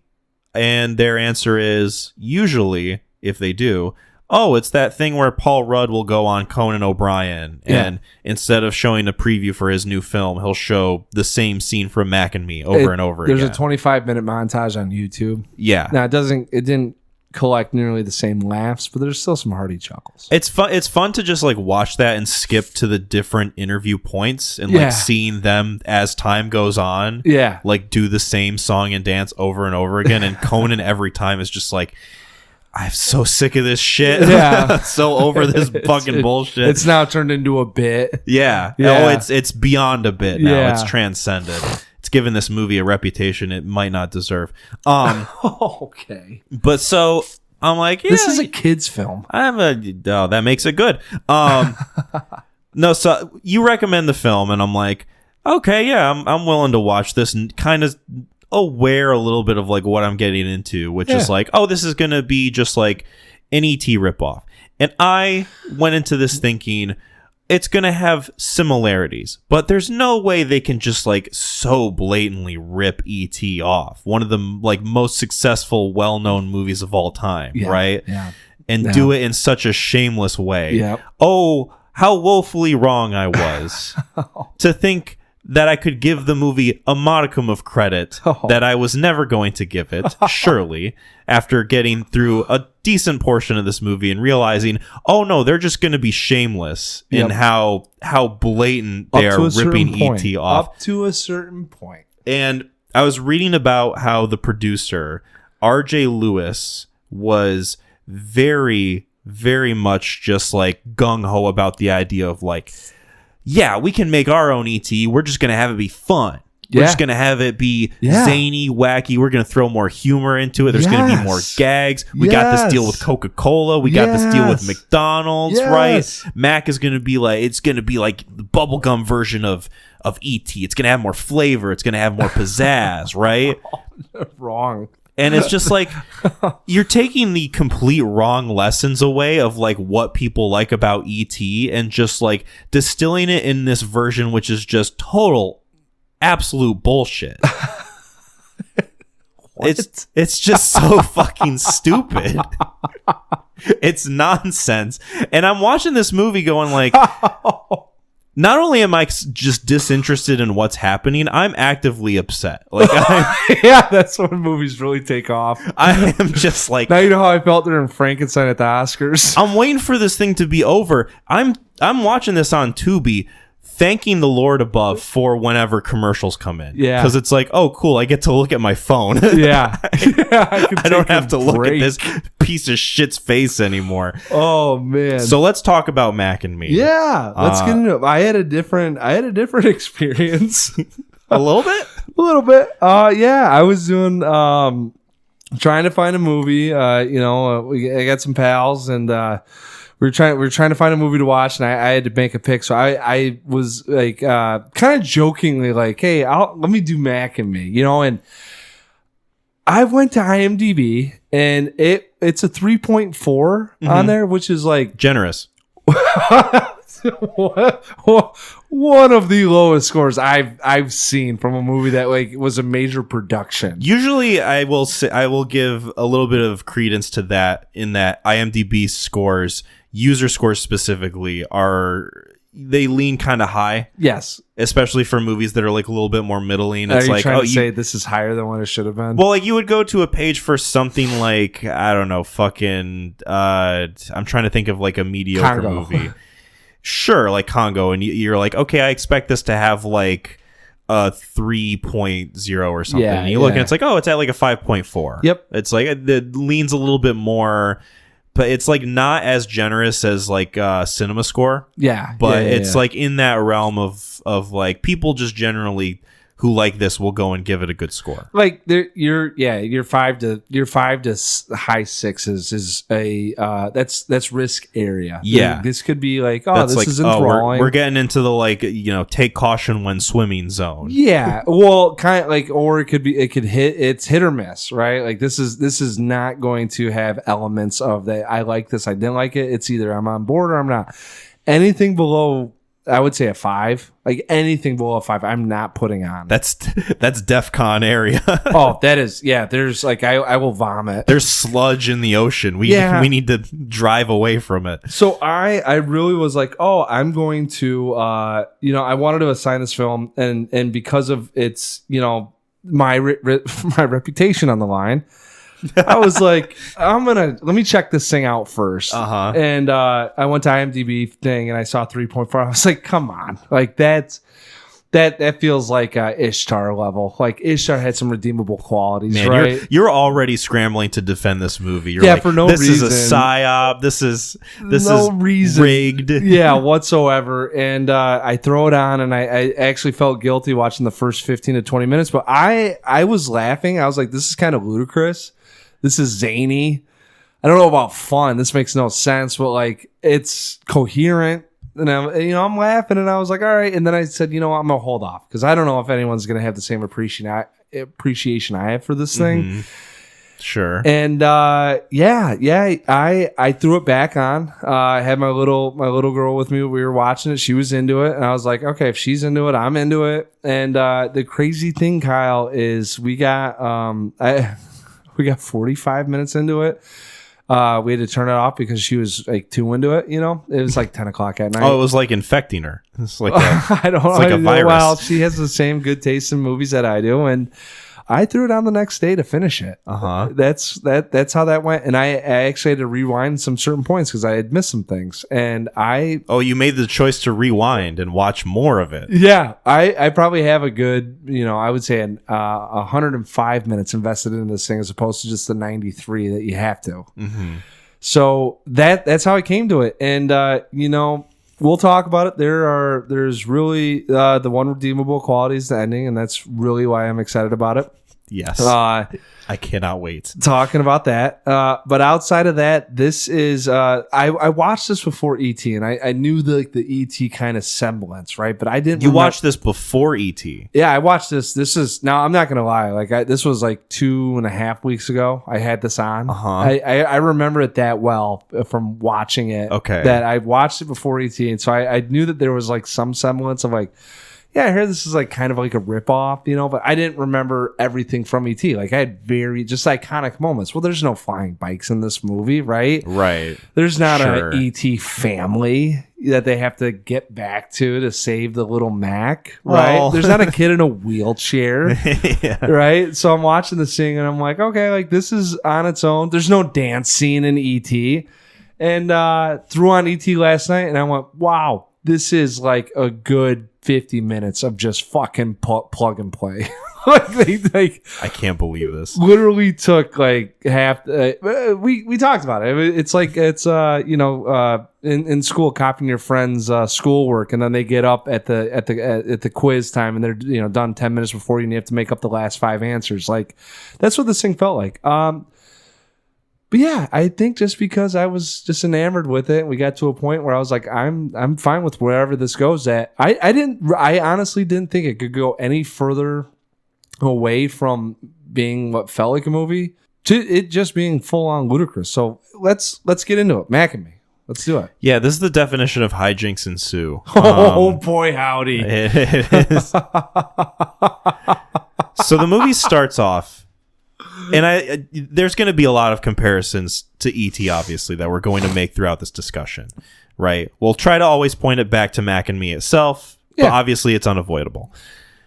In E.T., they make the smart decision we're going to kind of, not play our hand immediately when it comes to the character design of E.T., and we're going to like kind of piecemeal show you like different parts of him. Like first you're going to get like just the simple shape of him, and then, you're going to see like glimpses and, gradually revealing like the entirety of him. Yeah, so you can come to accept the alien, right? And there's a little bit more believability around what you're seeing. This movie makes the bold choice to just naked face show you. Naked. You don't have to say face. I gotta say face.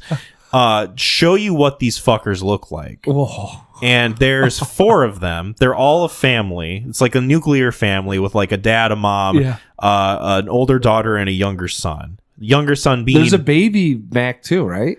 Is there? That's what I was confused about. There's a baby Mac in there too. The mom's always like holding the baby Mac. Yeah, I thought that thing died. Because like I didn't see it at the end of the movie. Like what happened to it? You keep talking about the nuclear family. Did they eat it? But no. So you see these things, and they all have a very similar look in that they have bulbous eyes, protruding cheeks with like a permanent O face, and like little horn nubs. And their skin looks like it's made of dog shit. Yeah, the mom's holding the baby. Yeah. What the heck? So there's 5 of them then? Yeah. I lost track of that so fucking quick. Well, who cares? But this movie just does the thing of like, not only are you going to see what these guys look like immediately, but the design is going to be so off-putting that you're either going to find it like so ridiculously stupid, or it's just going to elicit this aggressive response. I got the latter. I wanted to beat the fuck out of these things immediately. And that, honestly, believe it or not, did not help my connection to what would happen to them in the movie. I was rooting for the people with the guns. I wanted them to shoot them dead. Oh, God. I hated That's these things. Tragic. I hated the way they looked. Oh. I hated the sounds that they made with like the stupid whistling. Yeah. It felt so obviously like the whistling thing was like their version of the E.T. like kind of finger gesture. Where like, E.T.'s stomach glows and his like finger has like this connection with Elliot or whatever. And then these guys are just like, oh, we're just going to whistle into the void. And make it better. And I just had to swallow. It just like, it felt like so much of what this movie is doing was just like, all right, how do we like make a better E.T., right? How do we get the kids to really latch on to like the coolness of this movie? Yeah. Oh, I know. We're going to include like nonsensical dance numbers in this. We're going to have a scene in which like spoiling all of it. Oh, sorry. We'll get there. This is the integrity of the movie's at stake. I can't believe I don't know. There's just so many different like parallels of like, you can see them making the decision of like, oh, we'll just make it E.T. but worse. Yeah. Like, oh yeah, for sure. Someone walked in there like, we're smarter than Steven Spielberg. They were the confidence, the absolute balls, that it takes to make this movie and be like, yep, we're just gonna do E.T. but hey, if we make it, it's gonna be better. I think it's the cool kids when they do shit like that and they're like, check this out, and then it's not even remotely close to what the first person did. Yep. And it's just so embarrassing, right? Like that's kind of how I felt. Now, I will say the creatures are off-putting. They're really not easy on the eyes. Because I would say that like E.T. as a character design is scary to some kids, right? Oh, for sure. And especially like some of the noises he makes with like, he gets surprised and he starts screaming. It's like, right. I could see how like a small kid would be averse to this and it could maybe like traumatize them. But I like, could see a 10-year-old or a 12-year-old. I mean, like there's some aspects, yes. it depends on the kid, but like there's also the idea that like, oh, E.T. is like kind of like your grandfather who you're like showing your toys to, and it's like, yeah, there's a very there's like passive easiness around him, right? Yeah, like the way he is, it's like, oh, okay, I don't have to like non-threatening, not very non-threatening presence. Yeah. And this one, it's like they're kind of swaying the whole time. Oh, the way they're looking at things, like if he put his hand on it, like you turn around and throw a punch. I'm like, there's a video of a guy who's like. It's one of those prank videos where a Halloween masked guy comes out of a trash can and he gets punched in the face. Yes. That would be me with every single one of these things. Yes. It's like, Jesus fucking Christ, get away from me. I don't. It's so funny that you say that because I think about the human condition, right? And I'm like, there's nothing that they're doing that is threatening, but they have a very threatening vibe. There's like such an uneasiness to the way they move. I don't know if it's like the beige color, like they look like sandpaper, but they're like a Slender Man that came to life, and then the face is very much of like. It's so crazy. Like I've never said to anything like you have a punchable face. Like this thing has a punchable face. It's such a punchable face. It's making like the Marlon Brando Godfather expression. Yeah, where like the cheeks are so puffed just out, hang that like right, like they're puffed and they hang and they droop, and it's like they look like a bulldog except on an alien. They had the smart choice in E.T. to make him pretty much of like a full puppet. Yeah, like I think. I read that there'd be points in the movie where there's an actual kid in the costume to like have him walk around. Yeah, but like for the most part, a lot of the animation of the actual character is from the puppetry. Yep. And in this one, it's like it's uncanny how it's just these people in these costumes with like this mask where the eyes are looking around at you. Yeah, it's creepy. It's fucking gnarly, and it really put me off of like connecting with these things at all. I didn't need to connect with them. I know you probably should in a movie like this. Yeah, I think this movie would benefit if you were to connect with them. Yeah, but it fully just face plants and they're like, immediately like step one, you just fumbled it. Like, yeah, like what's a kid? Like if you gave a kid like a doll, but it was like a screaming baby. One of those things where it's like, oh, this doesn't look that bad. And then it's just like a child crying, it's like, does it have to make that noise? Like there's something inherently built in you that is just, it sends you the wrong direction. These things did that for me. And it wasn't easy when they came back on the screen. I really thought that this movie, when I first put it on, was just Mac, that thing. And when it was the family, I was like, okay, maybe they're not going to be involved. And then they all come back to Earth. And I thought, well, there's a scene where they're walking in the desert. They're struggling. You don't know what they need to survive, but they look very desolate.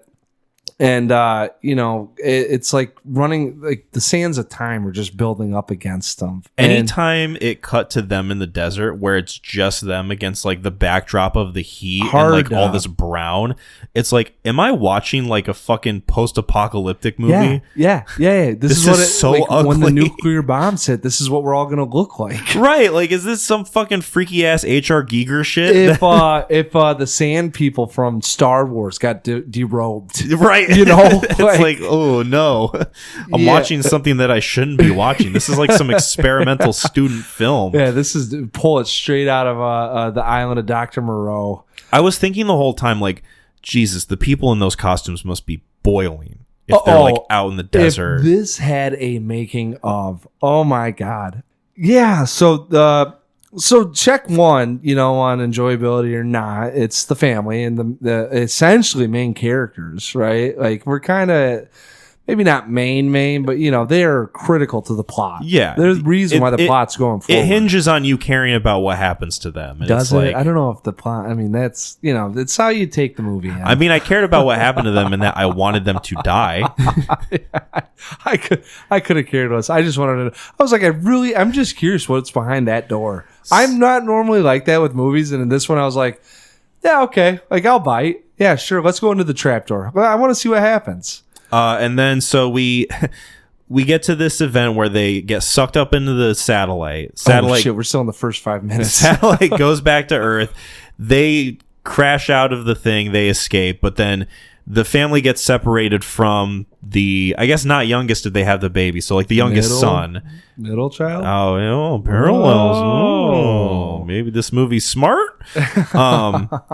So then he's not quite named yet, but Mac ends up going into this van where it's like after this like whole like car crash pileup thing, because like the agents are like chasing him into the street. It's not or maybe it is like I thought they stopped traffic. Like they're like, there's a moment. No, dude, hey, there's a moment. Highway now. Yeah, there's a car that ramps off of another and like crashes fully on top of another car. Oh, and I'm like, that person's dead. Oh, there's no way they survived that. And then later it shows them like climbing out and they're like unscathed. I'm like, fucking bullshit. They would be pink misted. And so then this alien thing climbs into this van. It's the van that has what the fuck? Our heroes. Our heroes. Eric and Michael Cruz. Eric and Michael, which Michael is the same name as the older brother from E.T. Nice. And Eric, who, his name starts with E. Spelt backwards is Elliot. It's spelled backwards as Elliot. Yes, that's correct, Mac. Good job. And like their mom, who's a single mom, and immediately it's like, okay, so this is the family that he's going to be like introduced to, whatever. Yeah. And what I like about E.T. is that the actors in it, specifically the young actors, are good. And I don't mean to be rude towards. He has spina bifida. All right, Jesus. He does. Pull he really your does. punches, Kyle. It almost seemed like that was the only qualifier they were looking for. Unfortunately. The role. So I don't mean to be rude to Jonathan Ward and poor Jade Caligari, but their performances were less than stellar. I was specifically fine. with Jade's. I was fine with Michael Cruz, played by Jonathan Ward. I did not. I thought honestly he was maybe the best part of the movie. Some of his jokes stuck with me. Character and performance. Yeah, like how he treated his brother. Like there was like I was like, all right, this guy. Kind of either he knows the film he's in, or it's like I need to propel myself for the next one. He's not blowing me away, but it's like, okay, in a pile of shit, you're the stone that I have found that's like giving me a solid foundation. Like your performance isn't horrible. Like I'm thinking about E.T. and I'm like they're both the same character. So it's me at that age. They pretty much are. And yeah, then I wasn't too bad, but Eric was hard pill to swallow. You hate to see it, but it really felt like they just didn't do the work of like, oh, we actually have to like direct these young actors and like get them to perform the way that we want them to. That would be the most effective and serve the story the best. Because like, Spielberg was putting in the work when it came to communicating with those kids and making sure that they had like the right safeguards, but also elicited the right performances from them. The way that movie E.T. was shot too, we didn't mention it, but it's all in chronological order, so that way that those emotions are really being invoked when they start recognizing it's towards the end of the, They build a connection to the character as the journey of it goes on, and having it shot chronologically is easier to elicit that feeling. Yes. Whereas this one, it just felt like, all right, make sure you know your line, Jade. Yep. You got it? Yep. All right, cool. We're going to do 2 takes. Yep. There you go. That's a good one. All right. Take number 2. All right. Good enough. Yeah. It really just felt like the performances in this, specifically from the kids, were just like good enough performances. Yeah. Where it's like, oh, you're just reading the line and you don't really know what it is you're saying.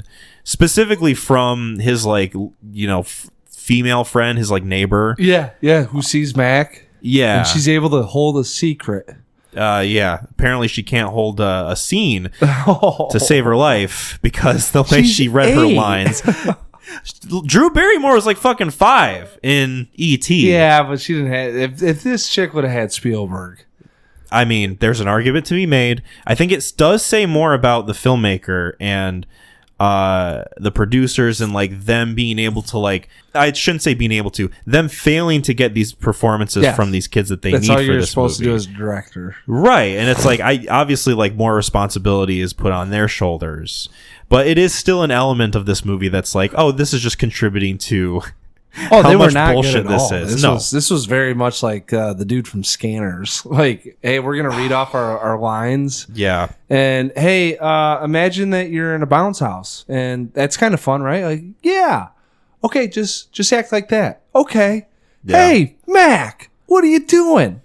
Was that good? Yeah, good enough, Jade. Yeah. Right? Like, yeah, I'm with it. But it's a family movie. It's a kids movie. Like, they're not gonna be great, so you get a pass. I give them a pass. Whatever. I was like, who cares? Who gives a fuck? I don't give a shit if they're holding this film down or not. I don't give a shit if they're like actively ruining my experience. Because guess what? Guess who's on the trail? The fucking government. And guess what? They got plans. And so this movie, there's some sort of angst going around. Where's the family at? Are they going to connect? What's the government going to do? How are they getting back home? Like, come on. Unanswered questions I need resolved. What's the government's goal in this movie? To fucking find DNA. What was their goal in E.T.? Yeah, exactly. They both share the same plot. Well, their goal in E.T., at least in part of the movie, was, oh, we got to save E.T. because he's dying. Yeah. There's like a motivation there. They're going to harvest his fucking organs. You know it. Well, I think that's part of the, you could argue there's a case for that as like ambiguity in the movie's favor. Whereas this one, it's like, oh, this guy is just like mad and running the whole time in the suit. I also say, yes, that does play a part. I like to think that they landed on Mars to extract rocks. And that kid, the Mac thing, got sucked up inadvertently. Mac thing is accurate, yes. Yeah, and all of a sudden, they come back and NASA's like, let's check out our rocks. And this family pops out. And boy, howdy, could you imagine your face if you walked into your bathroom and a family of 5 popped out from a different fucking planet? Exactly. Maybe that's why, too, I was much more involved in this. And I'm like, I don't care what's going on with this family. I just like to think that they accidentally got here. And this isn't like me going down 96 the wrong way and being like, oh, wow, I ended up in Detroit versus, wherever. They're on Earth. And so, like, they have to be as equally confused as to what's going on. Yeah. So that's how I like to think about my Mac and me. I don't know how you like to think about it, but I don't like to think about it at all. You could have just stopped, yeah. Dude, I think that's why I was laughing really hard because I was like, oh, bumped your head. Oh, that whole family's going inside, and then it's just like, I don't think NASA intended for this. How quickly does E.T. get introduced to Elliot in E.T.? Is it like 20 minutes in? 15, 20 minutes in? But not in the sense, like in the sense of like, oh, there's a raccoon in the shed. Right. Like there's a little bit of a build up. There's a little bit of a build up, yeah. Hey, you find an alien, how do you react? How it depends on what the fucker looks like. If it looks like this one, fucking punch to the face. Yeah. I'm practicing my field goal. That's a sports reference for you. No, so I bring it up because it really feels like you can just tell the calculation of the filmmakers of this, where they're like, if we stretch out the introduction of Mac and Eric, I almost called him Elliot. You can. If we stretched it out, we can have so much more room for like these gags and like these hijinks and we're gonna have him like mess up the house. It's gonna be like kind of a Dr. Seuss Cat in the Hat thing where it's like, oh, things are gonna be wacky and the mom's gonna be mad. Yep. And the kids are gonna be like, but mom, you don't understand. And it's like all this fucking trite bullshit that they put in where it's like, I can see through this fucking thing of like what you're doing so clearly. You should have saw through it and just embraced it with a warm hug. No, if it tried to hug me, I'd give it a Glasgow kiss. Yeah. So I don't know, just like the blatant kind of like the surface level shallow goal of this movie. Yes. Also, third, I guess we could say like third thing if we're listing everything. Just go with it. Yeah. It's just like, nope, that's no thank you. I am in no thank you mode now. I don't need this anymore. Would you like your third free pop? No, thank you. No thank you. No, thank oh, it's an you. RC Cola? Yeah. Down the drain. Yeah. Except I like RC Cola better than this thing. Oh. And like, I don't know, it's so blatant to me, the parallels. Like the Coca-Cola thing, obviously, like them trying to recapture the Reese's Pieces from E.T. I had no idea. There is Coca-Cola in E.T. too. Like that's the first drink he has, and then he gets into the Coors. Right. Which is usually how every dad goes. He's fucking busting open a cold boy. Yeah. Flipping through the TV. So good. There is a Coca-Cola spot ad in E.T., and which made me laugh too, because like E.T. drinks it or does something with it. And I laughed. I go, I wonder if Mac and me saw that. And they're like, fuck it. Let's just, instead of having a plug, let's just make it full blown as life source. Yeah. Right? Let's have the story be reliant on the fact that he and his family need not just Coca-Cola products. Yeah. Which we can talk about more extensively as our discussion goes on. But and food for thought too. Maybe this is a little bit of a some sort of social commentary on what happens if you drink too much Coke. See how they turned out? it's fucking they almost get shot by police. Whoa, we're not there yet. Sorry. Yeah. Didn't mean to jump the gun. Whoa, as they say. But no, so like they stretch that out, and so then the introduction to him meeting him is like so elongated, and of course you get that iconic scene that Paul Rudd shows to Conan, where for just like no real reason he just goes out, explores this field that's on an incline. And, big time. It's 45 degrees. And his no reason to be in a wheelchair going down this thing. His wheelchair, surprise, just starts malfunctioning. He careens down, and I read that the director did the stunt himself, in the chair. Nice. Yeah, so that's him flinging around into that water. I think so. No way. I think it's like either it's him or like another kid with like a wig on or something, because there's no way they put like an actual handicapped kid in the water to like swim around. Eric went into the water. What do you mean? I watched it. No, that was him. You don't understand. That was him, bro. It's the same kid. So yeah, you get that iconic scene. It's got like horrible dubbing, like the little girl's chasing after him, and like she's yelling his name, but like his mouth, her mouth isn't moving at all. Yeah, there's I didn't recognize it either, but like I said, I watched that I had to be reading up on it, but apparently there's a line where she says stop, and then she says wait, and it doesn't make any sense. She goes, Eric, wait. Yeah. It's like exactly that type of thing. You can look at the clip and I heard it. Yeah. I was listening. So I think they did a remastered version, which thank God. And they took that part out, but there's a you can hear it in the original piece on it. Mm-hmm. Yeah, they forgot to in post edit take the weight part out. Yeah. And then of course he lands in the water, and then Mac in the foreground against this very convincing green screen. I don't know about that, but has a very I guess colorful reaction. Quizzical look, I thought. Very quizzical in that it's like the same look he's had the whole fucking movie, where his eyes are bulging and his mouth is just he's confused. Oh yes. The whole movie. Wouldn't you be too if you went to a desolate planet that you're not familiar with? His expressions can be categorized in like that excuse me, this movie's getting me choked up. Yeah.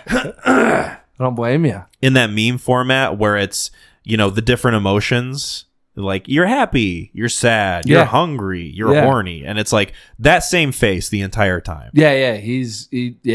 I wouldn't know what the whole time I felt kind of bad for him, because he just always felt like he didn't know what was going on. I didn't feel bad for him one bit. I wanted him to get kicked so hard in the head. It's just, he just looked around always like, am I in a movie? Like what is happening around me? Yeah, the patented cute quizzical look of Mac, which I don't think we've said what Mac stands for yet. Oh no, right? not yet. Yeah, go ahead. Yeah, like give me a second.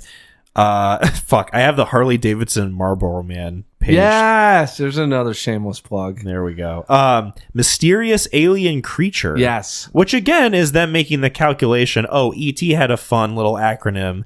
We need to have that same thing. Except we're going to plus it up and have it be an actual name. And not explain it at all. No. So it'll just live on as Mac. Right. Yeah. Yeah. So Mac. Sick. Yeah. Return of the Mac, so Hell to speak. yeah. Was half of the juice of recommending this movie the fact that it shares a name with you?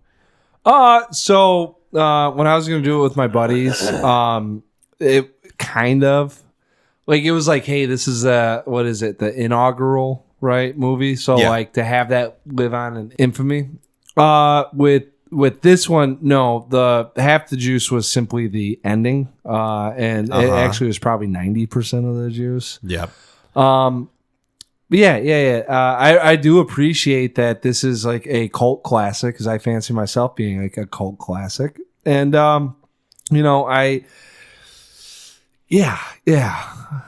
of that, I don't know. There is a piece of me that kind of cringes when I think about being referenced to this. Yeah, But like c'est la vie, the you know? connection is like, oh no, this is trepidatious. Like, I don't want to be associated with this movie. So, like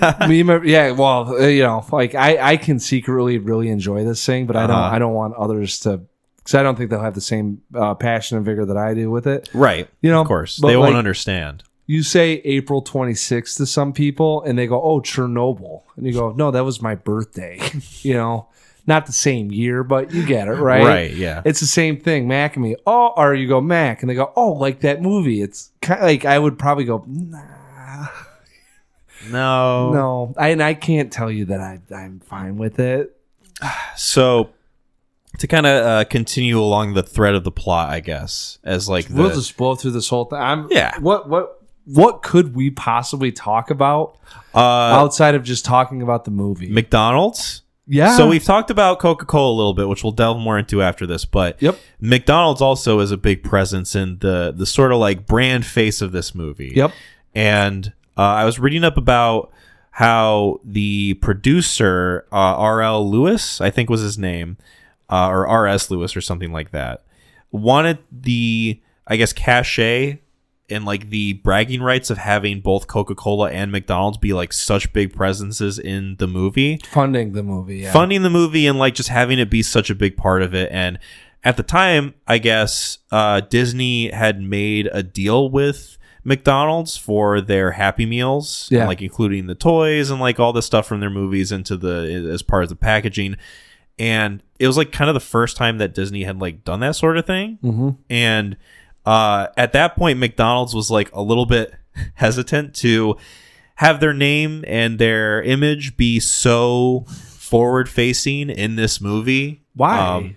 It's a kids movie. Well, yeah. Okay. I think they probably got a cut of the dailies and were like, oh boy. It's a good kids movie. What are you talking Oh about? boy, oh no.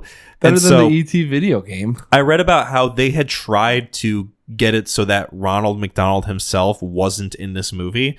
And you Were they watch the successful? movie. No, spoiler alert. They were not successful. And Ronald McDonald himself appears in the movie, played by Squire Friedel, who is known for playing the character in the advertisements. Wow, they got real Mr. McDonald. Yep, they got Mr. McDonald himself to be in the movie. Dance for me, clown. Right. It really, And boy, howdy. it really feels like I was kind of like reading about the guy a little bit and thinking to myself, like, how would I feel if my legacy was corporate clown? Oh, we don't have to get into that one, but I know what you're saying. Like, just I want to think about the existentialism of that for a second. And like, that guy has probably made a ton of money, right? Yep. He's probably got generational wealth from like making like all of his dough from he's probably got like 3% ownership of McDonald's, which is like a $10 advertisements. billion company. So like financially he's set up, but Yeah, in so is terms his of family. like right, in terms of like the legacy that you leave behind, are you just comfortable with being known for the rest of time as corporate clown for the world's unhealthiest and probably most unethical like fast food company? That guy stole it from someone. All right. Yeah. Until he goes, hold on 1 second. He pulls out like a wad of cash and he just blows his nose into $100 bills. It's and literally throws it at you. the Woody Harrelson thing of like sobbing with money dabbing your face. Yeah, like, and exactly. I would probably to some extent. It's who's to say? I mean, the Billy Mitchells of the world. I'm not coming at him from like a place of judgment. Like, get that bag, King. Like, I'm all for it. Yeah. But like, I'm just thinking of like, how would I myself feel about this sort of reconcile with it. Yeah, I don't know. Until it gets to a point where it's like you're doing coke or heroin and they're like, hey, you got to get out there again. And you're like, I can't do it, boss. And they're like, oh, yes, you can. Like that's when it gets in the... Yeah, like there's probably points. Oh, you're loving it. Yeah. You're loving it, Squire. Yeah. Get out there. Yeah. Make those kids happy meals. I want to fucking see him smile and ask for another goddamn small fry. Yep. Get those chicken nuggies ready.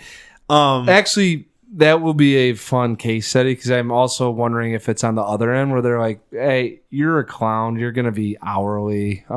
If you eclipse 32 in a week, well, you can, get bennies. But, if it's lower than that, like we're going to pay you for how long you're on set. Yeah. And then he's like, well, I just do this and you're paying me $8.50 and you only give me 10 hours. It's like, yeah, that's kind of what it is, clown. Yeah. That would be the more sad story of that. Right. But no, he's in the movie. He's in the scene where they go to the birthday party. Whose birthday party is it for? Do they say? Nope, they just showed up. They just show up I to a think birthday they just party. showed up, right? They show up and there's people dancing outside to a boombox, which is you at a McDonald's? Yeah, of course. I'm loving it. Yeah. And so they go inside. And it's the most hopping McDonald's I've ever seen. Oh, man. With all these kids running around. Ronald McDonald is there. Yes. Celebrity presence. Yeah. And Eric has Mac stuffed into a teddy bear as like a disguise.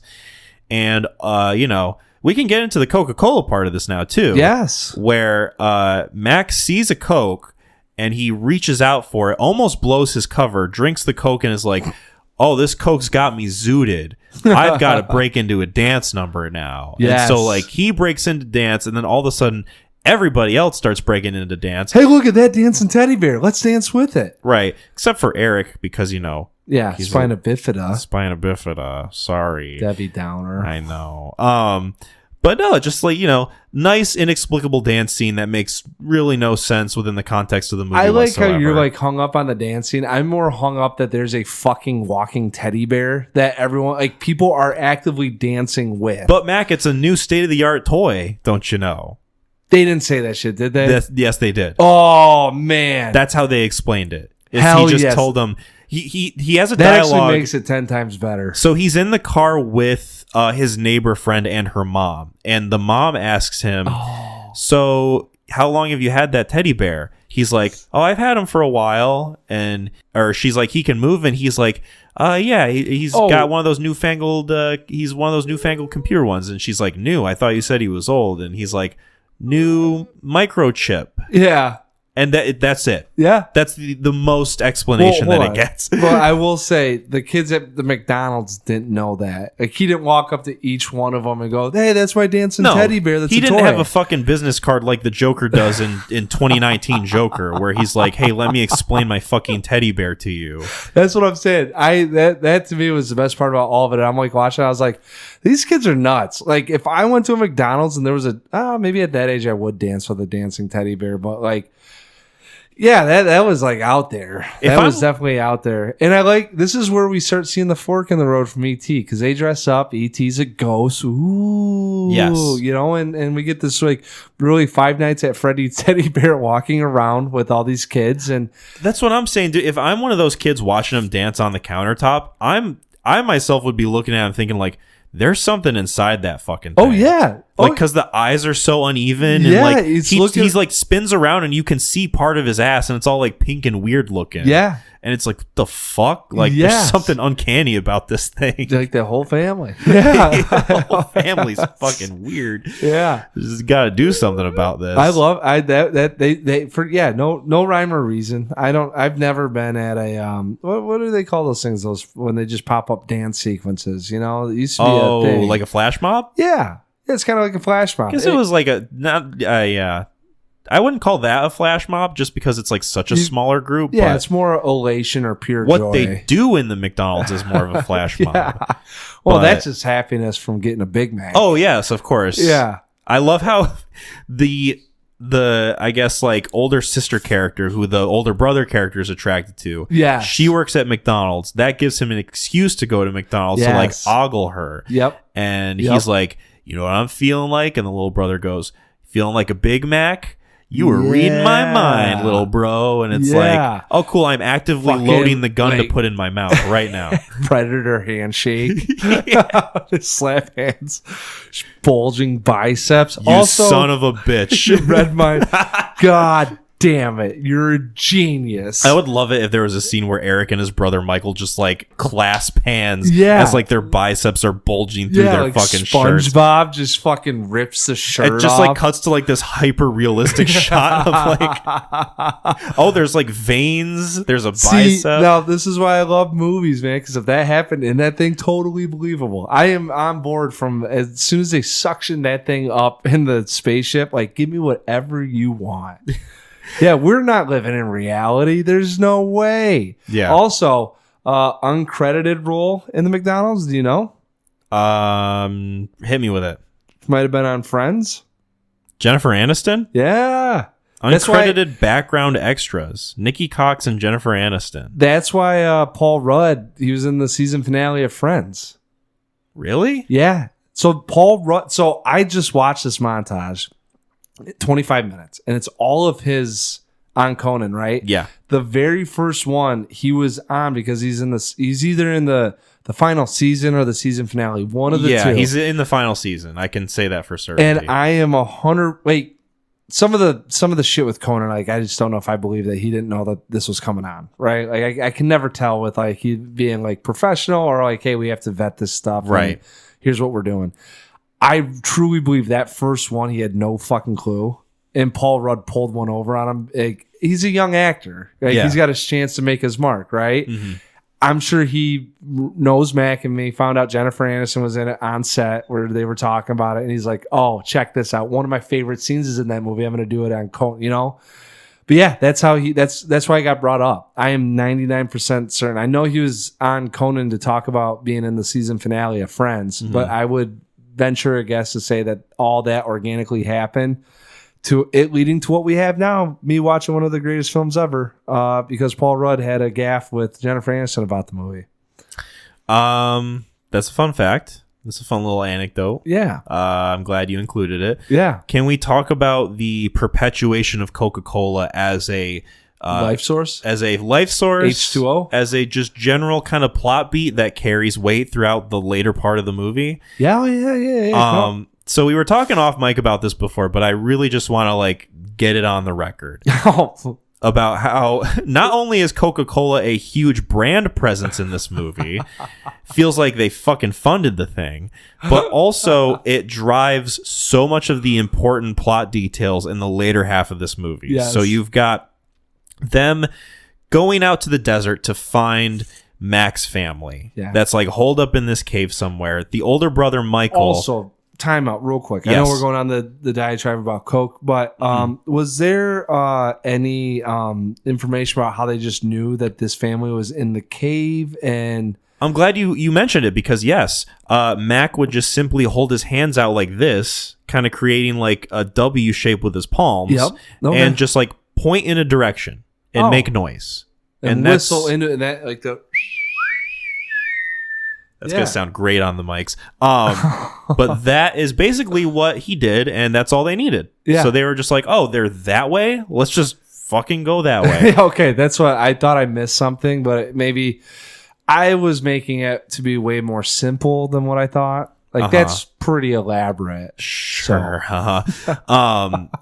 So Michael has a cooler with 2 cans of Coke in it, and the A cooler with 2 cans of Coke. the older sister character, I think her name's Courtney or something. She asks like, Find out. "Are you sure this is going to be enough?" And he's like, "Yeah, it's going to be enough. It's going to be enough." And so like they make it a point where like, "Oh, the Coke's going to be important for something," and then they get into this cave, Courtney. and the family just looks like they're dead. They just are laying on the ground on the cave floor. They haven't had any Coca-Cola in God knows weeks. Right. They haven't had Coca-Cola, their life source apparently, which last time I checked was not available on Mars. Have you ever been to Mars? You know, I have not. But I heard that's where girls go to get more candy bars. Oh! That's what I heard. That's anyway. another plug. What do you share with this film? So they go into the cave, and the family's just like, oh, wow, they're just like corpses now. Yeah. And so they're like, oh, wait, they're moving. And then they start giving them the Coca-Cola. Yes. And it's like, oh, they're coming back. They've got their energy and their life again. And it's like, oh, cool. It's like, oh, cool. So like, if you're sick, you just drink a Coke and you'll feel right as rain. Yeah. Like, awesome. And then Yeah. the reason why they have to leave the cave and go somewhere else is because they didn't have enough Coke, admittedly, right? Wow, big surprise. Well, they only brought 2 cans. 2 cans of Coke between feed a 5 family. fucking people wasn't going to be Well, enough. 9. Like, the kids have to drink their Coca-Cola, Oh, that's too. true. Yeah, they have to have their own life force. It's going to Yeah. help Eric out of his wheelchair eventually. Whoa! So then they have to go. That's spina bifida, man. They have to go to the store to go get more Coca-Cola. Yes. And they're like, hey, stay in the car. You, little girl, watch them, sing to them, make sure they don't do anything that like blows our cover. yeah, little girl with And then- his alien family. And then all of a sudden, this car with these 2 young women pull up. Yep. They've got a Sprite in the convertible with Yes. them. The family of aliens sees it, breaks through the window, grabs it. They start freaking out, and then Yeah. everything goes to shit. Now- While they're in the store with like 10s, 20 Hold on, cans of Coke. You're running. You're running right now. I All right, want hold to. on. I'm telling I'm you trying to run away from this movie. real quick. All right, just think about it this way. Max pumping the brakes. If you were running out of blood, someone would give you more blood. Mm-hmm. Okay? So this family running out of Coca-Cola, it only makes sense for them to stop to get more Coca-Cola. Like, that's not implausible, Sure. right? But it's so incongruous in that, like, the beginning of the movie, it feels like, oh, Coca-Cola is just like a drug to them. Like, is this just sort of like something that they want because it tastes so good to them? Like, this isn't necessarily medicine. To them. Hold on. It was only the little Mac or middle Mac. Sure. But then later in the movie, it's treated like, oh, they absolutely need this to survive or else they're going to die. I think it was more of like, hey, do we bring water or Coca-Cola? And the guy was like, you know what? It's a fluid. They'll be fine. Yeah, that's the level of screenwriting that we've come to expect from Mac and me. Oh, genius. Yeah, genus. Hey, it's like, I'm sure there's movies about like elves or about like, witches or fairies. And, the only thing that keeps them alive is cake. Oh, yeah. Right? Like That's different from a brand name thing, though. I will true. say. Cake isn't just named cake. Right. It's Yeah. it's not cake TM. Yeah, It's yeah. just Yeah. the food.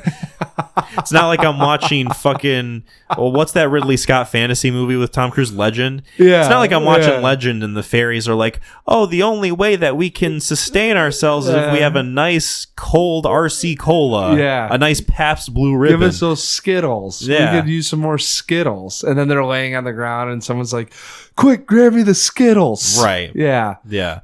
Maybe. Maybe. Nothing's ruled out. So then yeah, they go to the store, they try to get Coke, and then their cover's blown.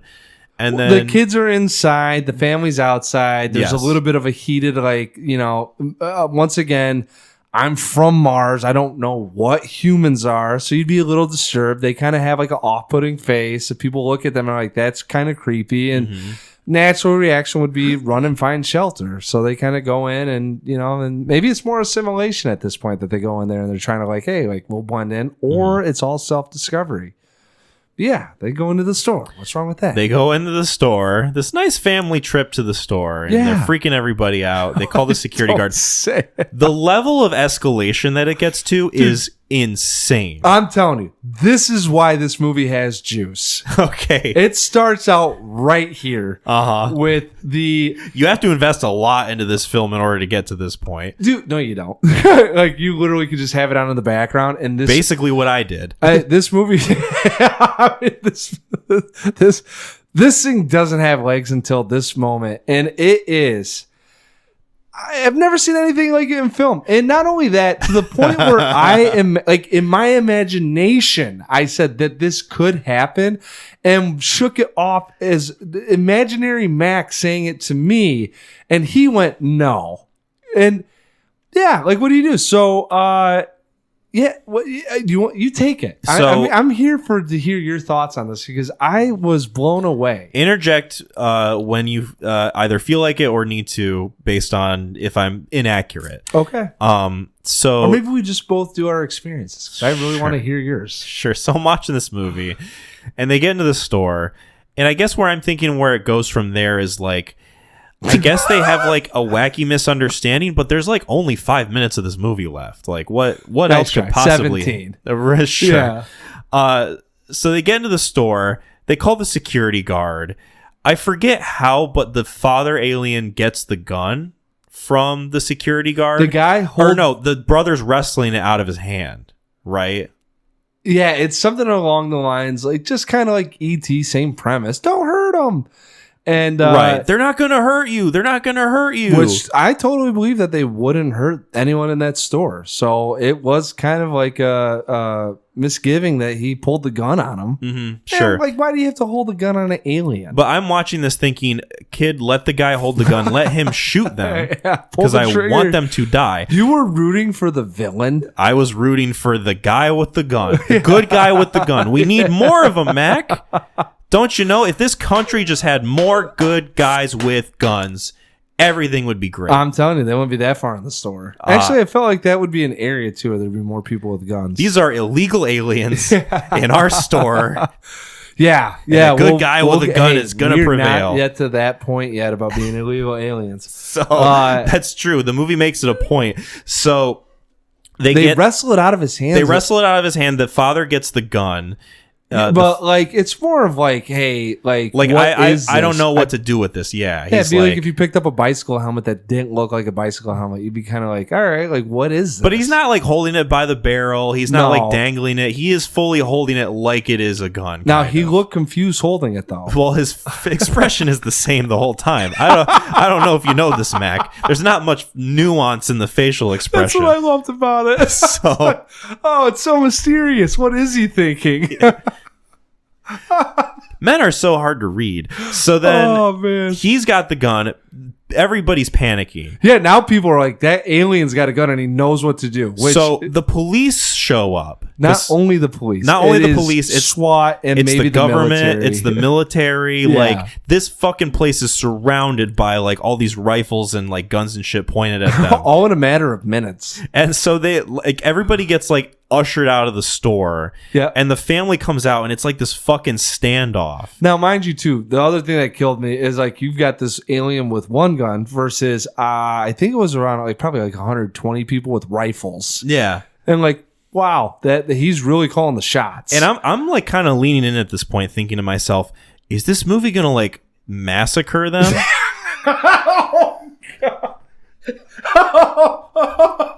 Is that where we're getting? Your level of anticipation, it made you sit up. I'm like, I put my phone down. I was like paying attention at this point. I was like, oh, okay. You're gonna fucking slaughter them. Is this, Oh, how joyous! is this what they don't talk about with this movie? Oh my god! How there's a firing squad? It's like Judgment in Nuremberg.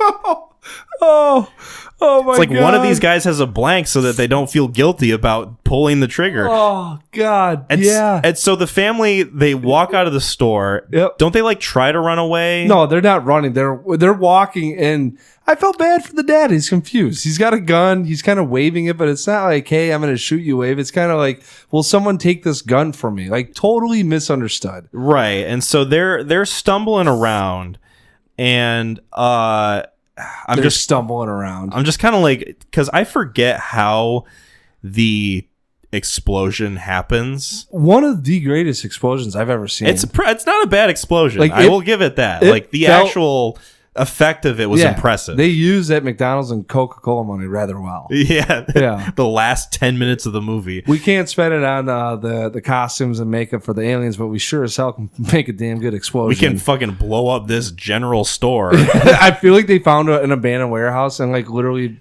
filmed them blowing it up. Yeah. Like it was, I was blown away. I mean, I told Jasmine, I said, it's got one of the greatest explosions for no reason whatsoever. Mm-hmm. Like, I think somehow a gas line was off in the store or something like that.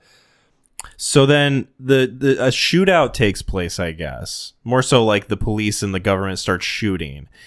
And somehow... Do they? I think so. Dude, it's so hard to remember. I fucking watched this movie yesterday and I don't remember how it happened. This was where it got the hairiest for me is I remember them walking out, the alien, the dad walking around kind of like, you know, hey, someone help me. No one providing help. And somehow the store blows up. Okay, yeah, I remember. So like they're in the distance. They're like they're super far away from it now at this point, and they're trying to hold the kid in the wheelchair back, Eric. Yeah. They're trying to hold him back. He somehow gets out of their grasp and like one of the cops runs? like he doesn't run. He rolls over towards them to like get the police and stuff to not shoot. Yes. And there's a scene where like one of the officers like trips over his own car trying to get to him, and it's like, come on, it's fucking stupid bullshit. Like you didn't need to trip over that. I don't know about that. So then he like tries to get over to them. The police start firing. It hits a propane tank or something, blows up the whole fucking store. Yeah. Like in an instant, and all of a sudden you just see Eric's body just go limp. Yes. And he just like is like hanging on his wheelchair, like, oh, this kid just fucking died. Yeah. And then they go to him, they take him off the wheelchair, they lay him down. They say out loud, he's dead. Yes. And I'm like, oh, fuck. This movie just got some stones. I'm like, not only is the alien family blown to smithereens, which thank fuck, we're all grateful for that. I leaned up and thought, but are they gonna massacre him? But I'm like, this movie just killed the wheelchair kid. Yeah. This is a PG kids movie that's supposed to be like an ET ripoff. Yes. And they just like murdered this handicapped boy. Yeah, with one of the greatest explosions I've ever seen. With like this awesome effect. You're in awe. They blew up a fucking warehouse and now the antagonist or the protagonist is dead. I'm watching this movie like I saw the end of Weapons. I'm just like, what? There's no way this happened this way. That's what I'm saying. Like, they could have stopped it there and it would have been like one of the best ending, like not best, but like one of the most mind-blowing endings I've ever seen. Like, I can't believe I just witnessed all of this in a matter of 90 seconds. I'm telling you, Mac, if that were the place that this movie ended, the rating goes up 4 full points. No, this gets even better with the ending that occurred. I will It transcends to the day I die say that if you ever can one up something that you thought was the greatest thing you've ever seen, it's a win. It's a win. I don't know how you could say it's not. So here we are. Eric's dead. Here's how you can say someone it's pronounced he's dead, and So we have to he's figure dead. out how do we bring him back to life. His mother, who isn't at the scene at the time, just shows up when her son is dead. Yeah. She shows up. The cops like, oh, some kid in a wheelchair bit it, and she's like, my boy. Yeah. And it's like this fucking really sad, like melancholic scene of like them mourning this kid's death. He's gone, and then all of a sudden, from the flames, from the ashes They're of made the of convenience rocks. store, is the nuclear family, so to speak. Yes. They survived the explosion, and not only that, but they come over and they do something that, frankly, was not established at any point earlier in the film at all. Nor was the ET thing. So yeah, go ahead. You give that one grace. Well, we get in E.T., we get the shots of him like healing the plants, and the plants come back to life with his influence. No, but I'm saying like the whole effect with Elliot and them sharing all that shit. You know, like we didn't see how that happened. So what's to say that they can't do this shit in here? Anyway, take a leap of faith, Kyle. They're from Mars. I have no more faith. I had faith when the movie blew up the building and maybe the kid died, but then I was like, no. You know how much stoicism that you presented in all this. You've gone through, I don't know, 102 minutes of bullshit just to gleefully sit up in your chair hoping that you were going to witness a massacre, only to see one of the greatest explosions you'll ever see, and then to have the kid in the wheelchair gone in this PG movie. And you have to be like, my mind's blown. My emotions are everywhere right now. I can't tell if this is the greatest thing I've seen, the shittiest thing I've seen. And then it just continues to get better. So what happens next? So then what happens next is is it Mac himself or is it the dad alien? They're all Macs. Is it dad? Okay, so sure. So one of the Macs comes up, and he bestows his healing ability onto Eric's body. Eric slowly wakes back up, and it turns out, he's alive again. Yes, he's come back to life. He is like Lazarus in the pit. Just yep. Cool, you've been resurrected, buddy. That's what they do from Mars. You could bring him back to life, but you couldn't fix his legs. So I don't know what we're doing here. So then, if fade cuts, when Kyle really butts up against the film, fade cuts moves forward in time. Doesn't really tell you how much time has passed, but time has passed. Yep. And they are at a U.S. district court.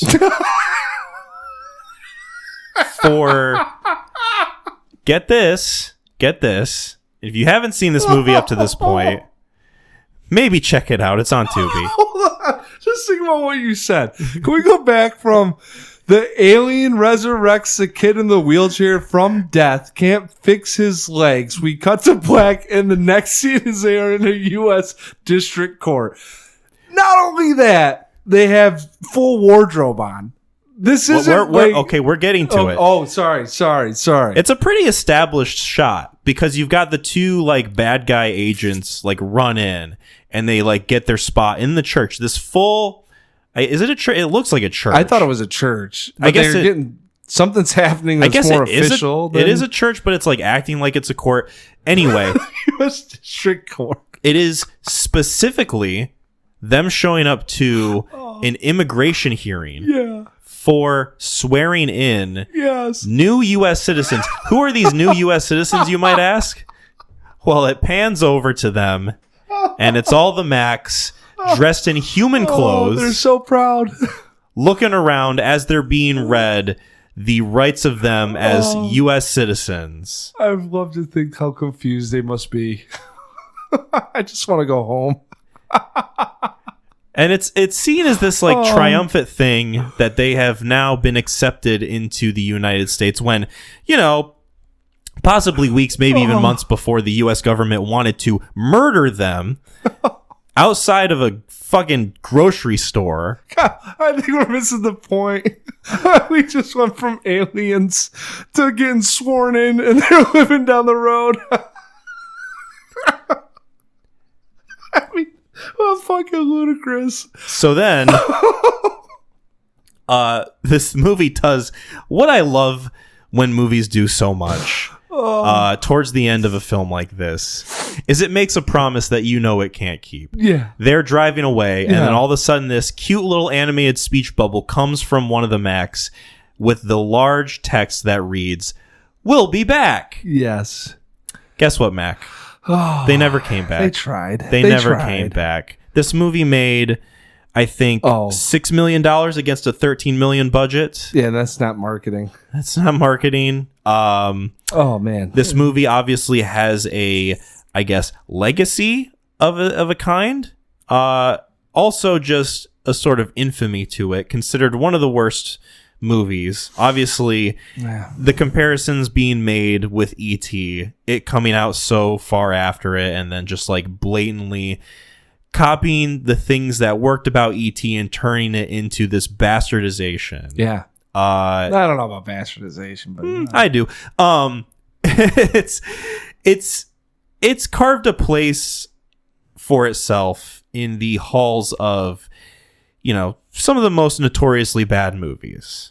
And now we've gotten to talk about it. Now we've gotten to discuss it. Yeah, this in the halls. This might be the thing that this is the fucking statue that you're walking up to. The one sitting in the dark. I can make out those figures, but what one is that? There's some cobwebs on it. Yeah. You gotta like wipe the dust away to like Yeah. read the Oh inscription. no, this is Jordan out in front of the United Center, man. This thing is like 12 feet tall. You're just looking at this whole family. You're walking by, you see Congo, Fateful Findings, whatever other bad movie, Dickie Roberts. Speed 2. Yeah, and then you come up to this thing, and there's like the old switch, and you're like, what is it? This looks so familiar, and you flip it on, and it's just that fucking family staring at you. Dressed up though, they made it. They had to put Mom, clothes on them. We made it. Yep. They had to. They had to. I don't know what that. I might have lost words. I don't know. I don't. I have no idea what they were going for. I know they sucked the landing. Like that is, I'm 100% on board with that. But yeah, I don't know if it was metaphor. If it was, it tickles me just to think about. We abducted this family from Mars. We've essentially held them hostage, and now we've sworn them into the United States. Yeah. And the fact that he's driving a car after 2 months, presumably, right? And they have a home that they're going to. Yeah. Yeah, it's just delightful. Like I don't know how else brings a tear to my eye. I don't know how else you end a kids movie. I mean, that's so inspiring and hopeful and uplifting. So I guess we can end this with just one last question that I have for you. Yes. Are you happy? I thought, we do these movies, we talk about these movies, and I think the way that we view like the bad movies in the ironical way, completely different, right? Like you did the Fateful Findings, and I was like, nothing hits with this thing, right? And I've got, I cherish Speed 2. Congo holds a special place in my heart. This thing is this will sit probably next to those films. Mm-hmm. It's just something about taking such a wild swing and missing like that far that man, I'm here for it. Yeah. I'm here for it. The ending is memorable. You will never forget that ending. I will never forget that ending. And like I said, if you haven't seen the film, watch it. But you don't. I don't think you could have thought they would outdo what they did before. Did you? No. I was truly at a loss. I can say that with honest clarity. I mean, think about the emotion, and real quick too. Think about this is what films do, right? They put you through that emotional washing machine, right? Yeah, films are magic. Yes. But to go from leaning up in your chair to wondering if they're going to slaughter this nuclear family to watching this explosion of this warehouse with God knows where they got the money from, to the kid dying, to being rebirthed, to being as you mentioned before, cutting to black and having this family for no reason whatsoever that you've gone any connection with, that you really even care about, being sworn in to become U.S. citizens, to them assimilating to everyday life. Just, yeah, I don't know. The last 15 minutes of this movie, some of the greatest shit I've ever seen put on paper, put on film. It's inspiring. Yeah. It's very inspiring. Yeah. So I was hoping that you'd have that same joy that I had watching this and just laughing at just how miserably bad it is. I was miserable. I was taken. Yeah. I was taken by it. Yeah. In a way. Yeah. In a lot of ways, I was taken away. Well, that was our discussion on Mac and Me. Hold on, we got last thing you gotta drop. Ratings? Nope.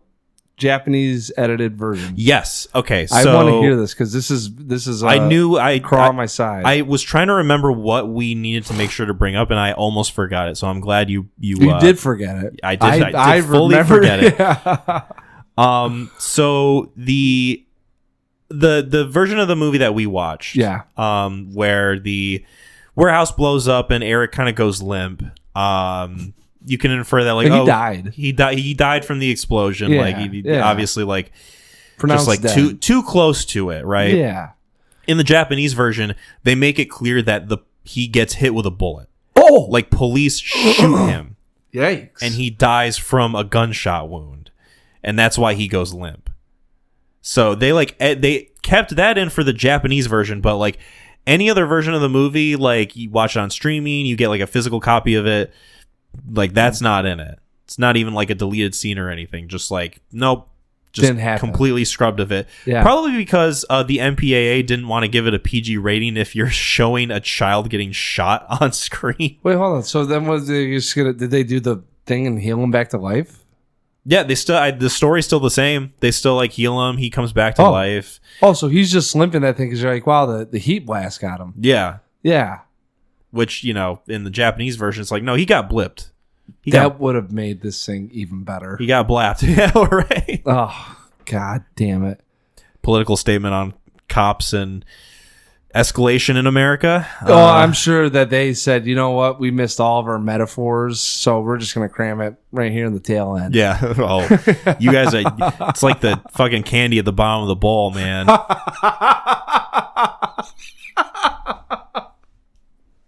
It's all there. Every kind you could think of. I'm sorry. I get such a kick out of thinking you gleefully sitting up in your chair wondering if you're going to witness them just getting blasted. Yeah. The happiness that you would have received. Oh, man. Fully, I leaned in. Yeah, that's what I'm saying. Like, you're like, whoa. My body went from 96 degrees to 75. Oh, that's the meme of the guy in the chair of let me get serious. Yep. Where he's sitting back and then leans in. Yeah, that's that. That was you. That's why. Fully. Oh my God. Into your head being like, how am I going to react when I watch them get lit up? Yeah. That's the great. Anticipation. Yeah, that is. Oh man. That's what movies are supposed to do. So movies are for. That's what we're here for, to discuss these types of things. It's beautiful. Let's get into our ratings. Yeah. Am I going first? Of course. I did the description. course. You can't steal my thunder. I wonder where you're going. So this was I think, very fun discussion. I'm glad you recommended it so we could talk about it, because I had a lot of fun recording this. Yes. And I hope that conveys to people who listen to this, all three of you who have seen Mac and me, who also listen to our podcast. Well, two of them are sitting here. That's right. You'd better damn well believe it. Happy for the discussion that it brought. Happy for the episode and how it turned out.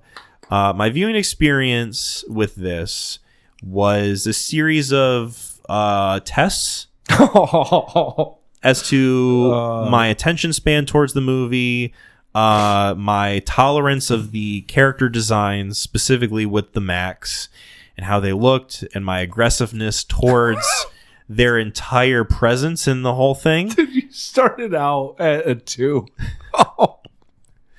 That's hard to come back from in this thing. You know what, Mac? I'm glad you said it, because I don't have to. It's hard to come back from that, and I didn't. Yeah. This is a 2 out of 10. Yeah. I don't think I need to say more. No, we felt it. It's good to purge sometimes. Yes. It's when you watch some things like that just to really get it out. It's been a minute since I've fully ragged on a movie on the podcast, and I think we were due for it. I think this is good fruit that we've bore. Here's what I thought. I'll tell you right now, when I recommended this thing, because one, I haven't been able. I keep saying it, but I will continue to say it. People need to see this for the ending, just so you can share a laugh with someone. Whether it's hopefully watching a family get murdered, or just to talk about the wild ass tomfoolery hijinks that occur for no real reason whatsoever, right? Nothing that can really be explained, in our universe. So that's what I wanted to talk about, and I thought, you know what? Either Kyle will hate this thing. All right. And he'll rag on it the whole time, which sometimes you just got to do it. Sometimes you just got to do it. Yeah. It's good. It's good when you can find a bad one that people know are bad, and it's like, yeah, I kind of feel bad. But when Steven Spielberg was asked, did you read this quote?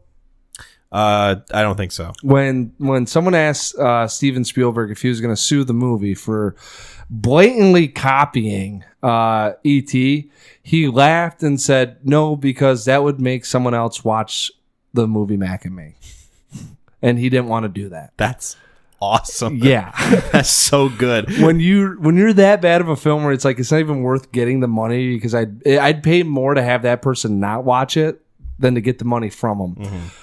Or you would kind of have the same emotional reaction I did, and we'd be able to really laugh at just how insane this movie is. Like, literally, it starts off with alien family getting kidnapped, and if you think about it that way, that's just how the film rolls. To being needing Coca-Cola to sustain their life force, some really stilted, stale acting from kids that I didn't want to feel that way for. Yeah. To the most unbelievable chain of events. And Kyle, like I continue to say this, but in my head, I imagine that the alien dad would get the gun from the security guard and hold him up. And I thought to myself, that is way too irresponsible. That's way too zany. That simply just couldn't happen. Right. That's like Adam Sandler shit. Yeah. Yeah. From a movie that's not believable, but is attempting to make a story, right? Yes. Like, nothing would say that would have happened to it happening. And that's where I just said, you know what? I'm on board. Yeah, not nearly the same rating as Fateful Findings. I will truthfully say, if maybe not, I don't know. I'd like to watch this again with my kids. I think you need to be at a certain age where there's still kind of blob looking things, because like I'm very curious if I threw this on with Preston, if he would have the same reaction you did of just being like, I kind of want to hit him, Dad. You know, like. Yeah. I honestly think that you need to have in your head that this will be a tough watch just from the aliens themselves, because I had the same kind of like, they make me uncomfortable for no real reason. Yeah, I don't like looking at them. Yeah, like, might be the first time I've ever just stared at something and been like, there's nothing that's like bad, but it makes me uncomfortable, you know? Which could be a psychological study. Their someday. presence is an affront to God. Yeah, they're like they're non-gender, but you can see the gender, right? Like that was another. They very obviously make them like They give them that kind of label without saying it. Yeah, and it's another real thing that kind of throws you off. So, yeah, it was you know, I don't have much else to say. I rated this with my heart. I rated it with my mind. I rated it with logic and reasoning. I'm kind of curious where it holds up with Speed 2 and Congo. I don't think it's not nearly as high, because I didn't see this, unfortunately, at a young enough age, but 7 out of 10. Did you guys catch how Mac tried to sneak that pass? I can't in good faith say this. That was like a QB sneak. That was like a tactical play. I have a 7 out of 10.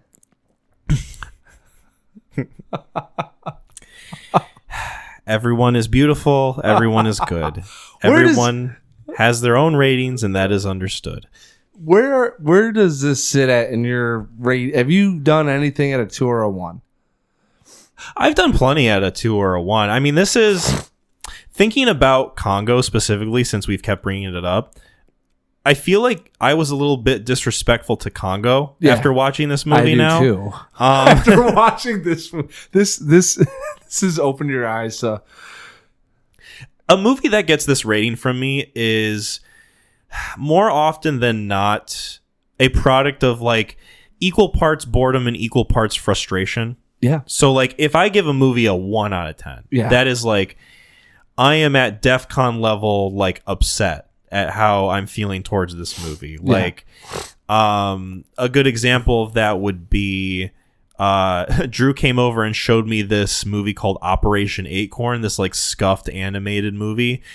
And it's not even like the worst animation I've ever seen, but it was just so fucking boring and plotting, and it didn't do anything to like capture my attention or like keep me into it at all. Yeah. And so that in itself was just enough to like push me away from it and be like, this is like, I don't want this anymore. This is like so offensively boring to me, where it's like, this is a 1 out of 10. We then watched a movie called Bobby and Bobo in Iran, which is this SpongeBob ripoff movie that's in Iranian. And it's like this scuffed animation. It's like super low quality. You can barely understand what the subtitles are trying to say to you. Yeah.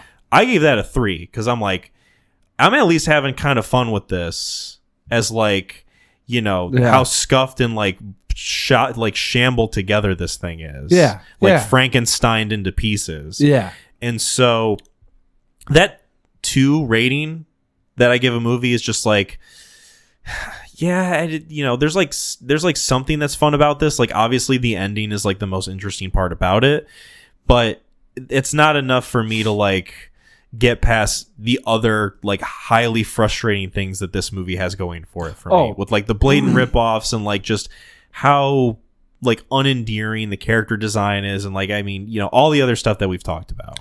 Yeah, this is so we've kind of talked about that, like hyperbola, the curved line, and the hey, how fun was it, how entertaining, how good of a film it is. And most of the time the fun, entertaining, well-made ones is the 10s and whatnot. Film quality and just a film, like as a film itself, yeah, this is probably like not great. I'm not going to rate it that way, but not great. Yeah, that's all we need, man. The fun scale, though, and the universe that this could live in, is off the charts. Yeah, and that's how you get to a good mixture. You know what? I can't fault it. Yeah, I can't fault it. Yeah, we all have our, So I would say this is probably the equivalent of Fateful Findings, even though you're a little higher on that than me. I'm very high on Fateful Findings.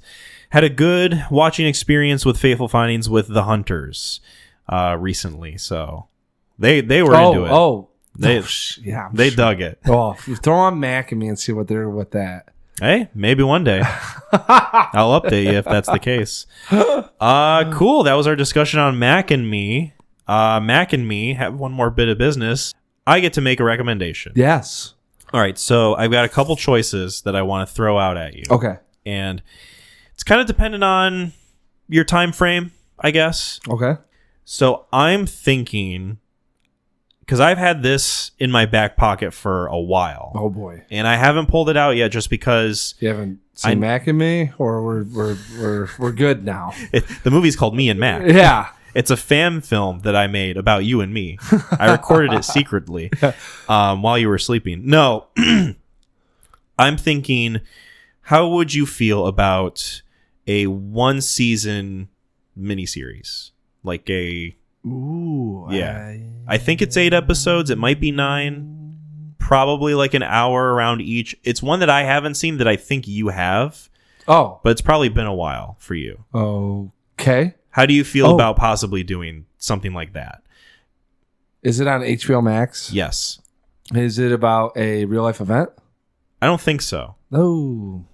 Well, that I don't know. I don't think it's HBO Max, and now I don't have HBO Max. I don't think it's a like exactly miniseries. Every season is a different storyline.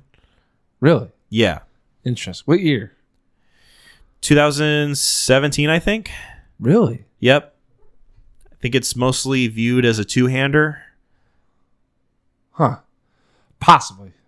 I don't know. I had HBO Max. Do you want me to say it? And then if you... Yeah. True Detective season 1. Oh, fuck. Yeah. Yeah? Oh, yeah. That got the reaction that I was hoping to get. Dude, I've seen that season 3 or 4 times. Hell yeah. Okay. Yeah. So yeah, I was confident that you had seen it before. I have not seen it. It's one that I know that I need to at some point, and I figured this would be a good...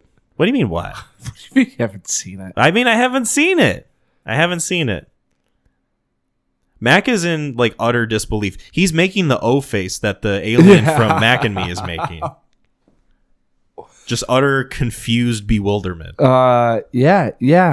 Of course. Well, yes. Okay. That'll be an interesting. So is that like the only thing we do? I'm thinking that's the only thing we do, just because it's a season of a TV show. It's going to be a little bit longer. Mm-hmm. And I feel like it would just be harder to like talk about another movie alongside it. Yeah. That is something that you got to kind of... It'll be interesting. Yes. Yeah, we'll see how the format works with that. But yeah, I'm down with that. I love True Detective. Yeah, I'm thinking season 1, True Detective. Yeah. I haven't seen any of it. I don't know if you've seen any of the other seasons. Of course I have. They're anthology series. Yeah. Yeah, so like they kind of... I hold them all. I should say that. They're here and there. But yes, I've seen all of them, but the season 1 is remarkable. Season 1, from my understanding, is pretty goated, and Yep. I'm excited to check it out. So I'm Yeah. recommending it sort of as an excuse for me to finally pull the trigger on it and watch it. Yes. So you have a reason to talk to someone. You've missed your time. Hey, I haven't missed my time. Sounds like you're pretty excited to dive back into it. Man. So funny enough, when we were back at the apartment before Willow, I was trying to get Jasmine into like we were gonna watch something, and I was like, all right, like still figuring out kind of her taste, and the crime thrillers, hard to go wrong, right? And this thing is so alluring, and there's like so much mystery involved, and there's so many questions that you got, right? And the characters are really cool, and like Woody Harrelson's just fun, and I was like, yeah, I'll show this to her. And mind you, I at one point I had rented True Detective season 1 at a family video to watch it. So when I found out I was on HBO Max, I was like, wow, let's turn this on, and I've seen it a couple times, and we'd throw it on late at night and be like, hey, like we're gonna watch this and we'll go to sleep. So let's go to bed at 9:30. We'll put it on. We'll watch it, and we'll watch an episode. We'll go to bed. I threw on the first one. She kind of fell asleep. I was like, all right. So I go, hey, we're on episode 2. Like, should I catch back up on? She goes, no. We'll watch episode 2. Next night. Throw that one on. She falls back asleep. Next night I go, hey, we're on episode 3. You wanna? She goes, no, we're good. You just kind of fill me in, right? Falls asleep. I watched 3 more episodes that night, and then I finished it out the next night. So I've watched this thing in 4 days. Yeah. Like it's really like, hey, if you can't keep up, don't give a shit. Like this thing's fucking fantastic. I'm excited. Yeah. I'm very excited to dive into it. Sorry, I know I probably shouldn't have tipped my hand, but No, it's one of those things where like I kind of had a feeling what your thoughts on it would be. But yeah. I think it'll be interesting to talk about. Mm-hmm. We haven't talked about a season of television before, and I figured that would give be this a go. What's up? So let's give this a go. We'll see how this goes. Let's pull the trigger. Cool. Well, if you guys don't want to be spoiled for True Detective season 1, be sure to check that out before episode 117. McLean, what do we say as we're careening down the hill in a wheelchair? WWTSD. Bye, everybody. Be good.